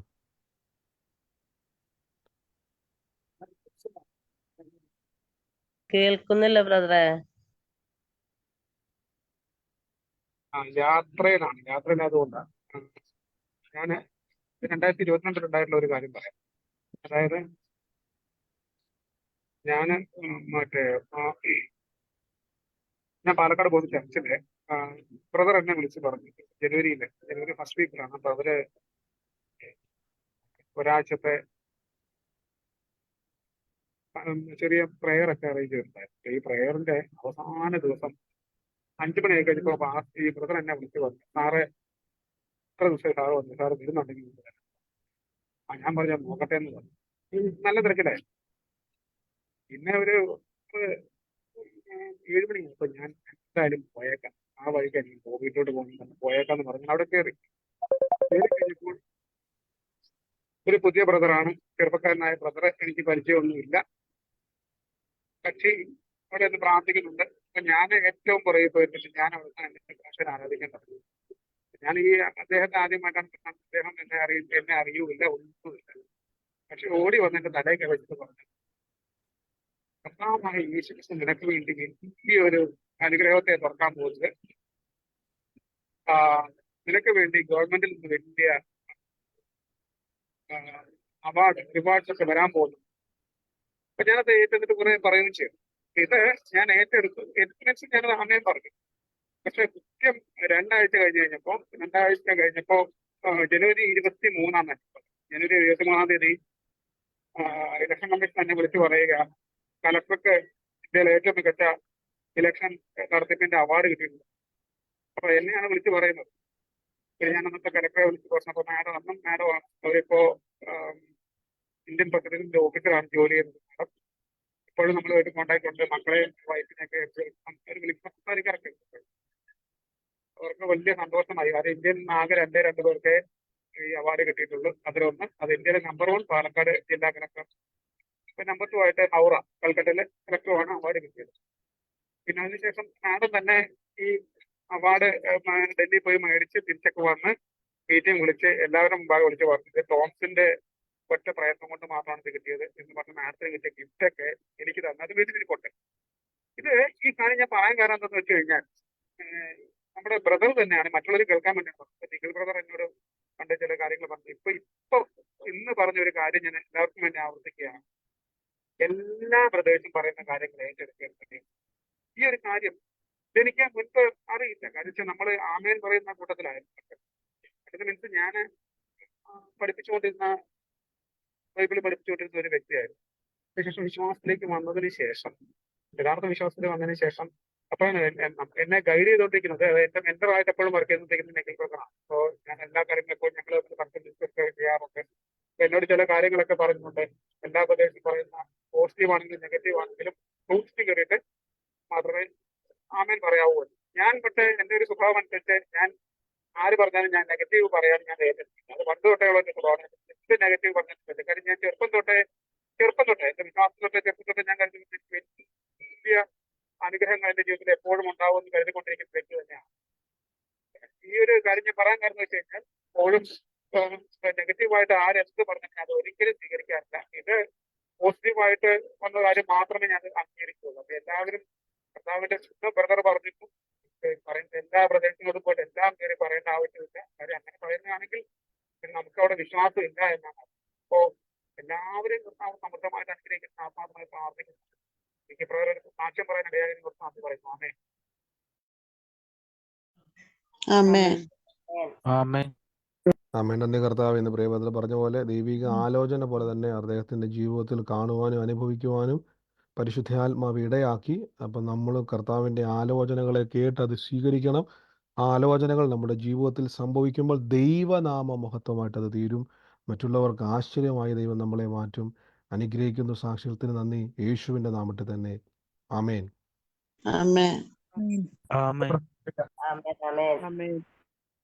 ആമേൻ. കർത്താവ് അനുഗ്രഹിക്കട്ടെ. മറ്റാരെങ്കിലും ഉണ്ടോ? സാക്ഷ്യമാണ്. മറ്റാരുമില്ലാന്ന് ഞാൻ വിശ്വസിക്കുന്നു. നമുക്ക് ഒരുമിച്ച് കർത്താവിൻ്റെ തിരുസന്നിധിയിൽ വിശ്വാസ പ്രഖ്യാപനങ്ങളെ ഏറ്റുപറഞ്ഞ് പ്രാർത്ഥിക്കാം. ഒരുമിച്ച് കർത്താവിൻ്റെ സന്നിധിയിൽ ഏറ്റുപറഞ്ഞാട്ട് നിങ്ങളെ സൗണ്ടുകളെ മ്യൂട്ട് ചെയ്ത് നിങ്ങളായിരിക്കുന്ന സ്ഥലത്തിരുന്നുകൊണ്ട് കർത്താവെ എനിക്കത് തന്നതിനായി നന്ദി പറഞ്ഞുകൊണ്ട്, ഈ നിമിഷം പ്രാർത്ഥന അവസാനിച്ചിട്ടില്ല, ലഭിച്ചതിന് നന്ദി പറഞ്ഞുകൊണ്ട് നിങ്ങൾക്ക് ദൈവസന്നിധിയിൽ ഏറ്റുപറയാം. അത് ലഭിക്കുക തന്നെ ചെയ്യും. നിങ്ങൾക്ക് അയച്ചു നിൽക്കുന്ന വചനത്തിൻ്റെ അകത്ത് നിങ്ങൾക്ക് വേണ്ടത്, ഞാൻ ഇന്നലെ പറഞ്ഞതുപോലെ തലമുറകൾക്ക് വേണ്ടിയുള്ള വചനമുണ്ട്, എങ്ങനെ പ്രാർത്ഥിക്കണം എന്നുള്ള വചനമുണ്ട്. ഉദരത്തിൻ്റെ അകത്ത് കുഞ്ഞുണ്ടാകുവാൻ എങ്ങനെയാണ് പ്രാർത്ഥിക്കണം എന്നുള്ള വചനമുണ്ട്. സാമ്പത്തികമായിട്ട് രോഗത്തിന് വേണ്ടി എല്ലാ സന്തോഷം ഉണ്ടാകുവാൻ, സമാധാനം ഉണ്ടാകാൻ എല്ലാത്തിനും വചനമുണ്ട്. ആ വചനം പറയേണ്ടത് എങ്ങനെയാണെന്നുള്ളത് ഇന്നത്തെ യൂട്യൂബിൽ പറഞ്ഞിട്ടുണ്ട്. അത് ഒരു വിഷയം മാത്രം എടുത്ത് എല്ലാം അങ്ങനെ തന്നെ നമ്മൾ പറയേണ്ടത്. നിങ്ങൾ ഈ വചനം വീണ്ടും യൂട്യൂബിൽ നിന്ന് കേൾക്കുക, അല്ലെങ്കിൽ ഫേസ്ബുക്കിൽ നിന്ന് കേൾക്കുക. എന്നിട്ട് അത് നിങ്ങൾ നിങ്ങളുടെ ജീവിതത്തിൽ പറയുക, സംഭവിക്കും. നമുക്ക് ഒരുമിച്ച് വിശ്വാസ പ്രഖ്യാപനങ്ങൾ ഏറ്റുപറയാം. മ്യൂട്ട് ചെയ്താട്ടെ.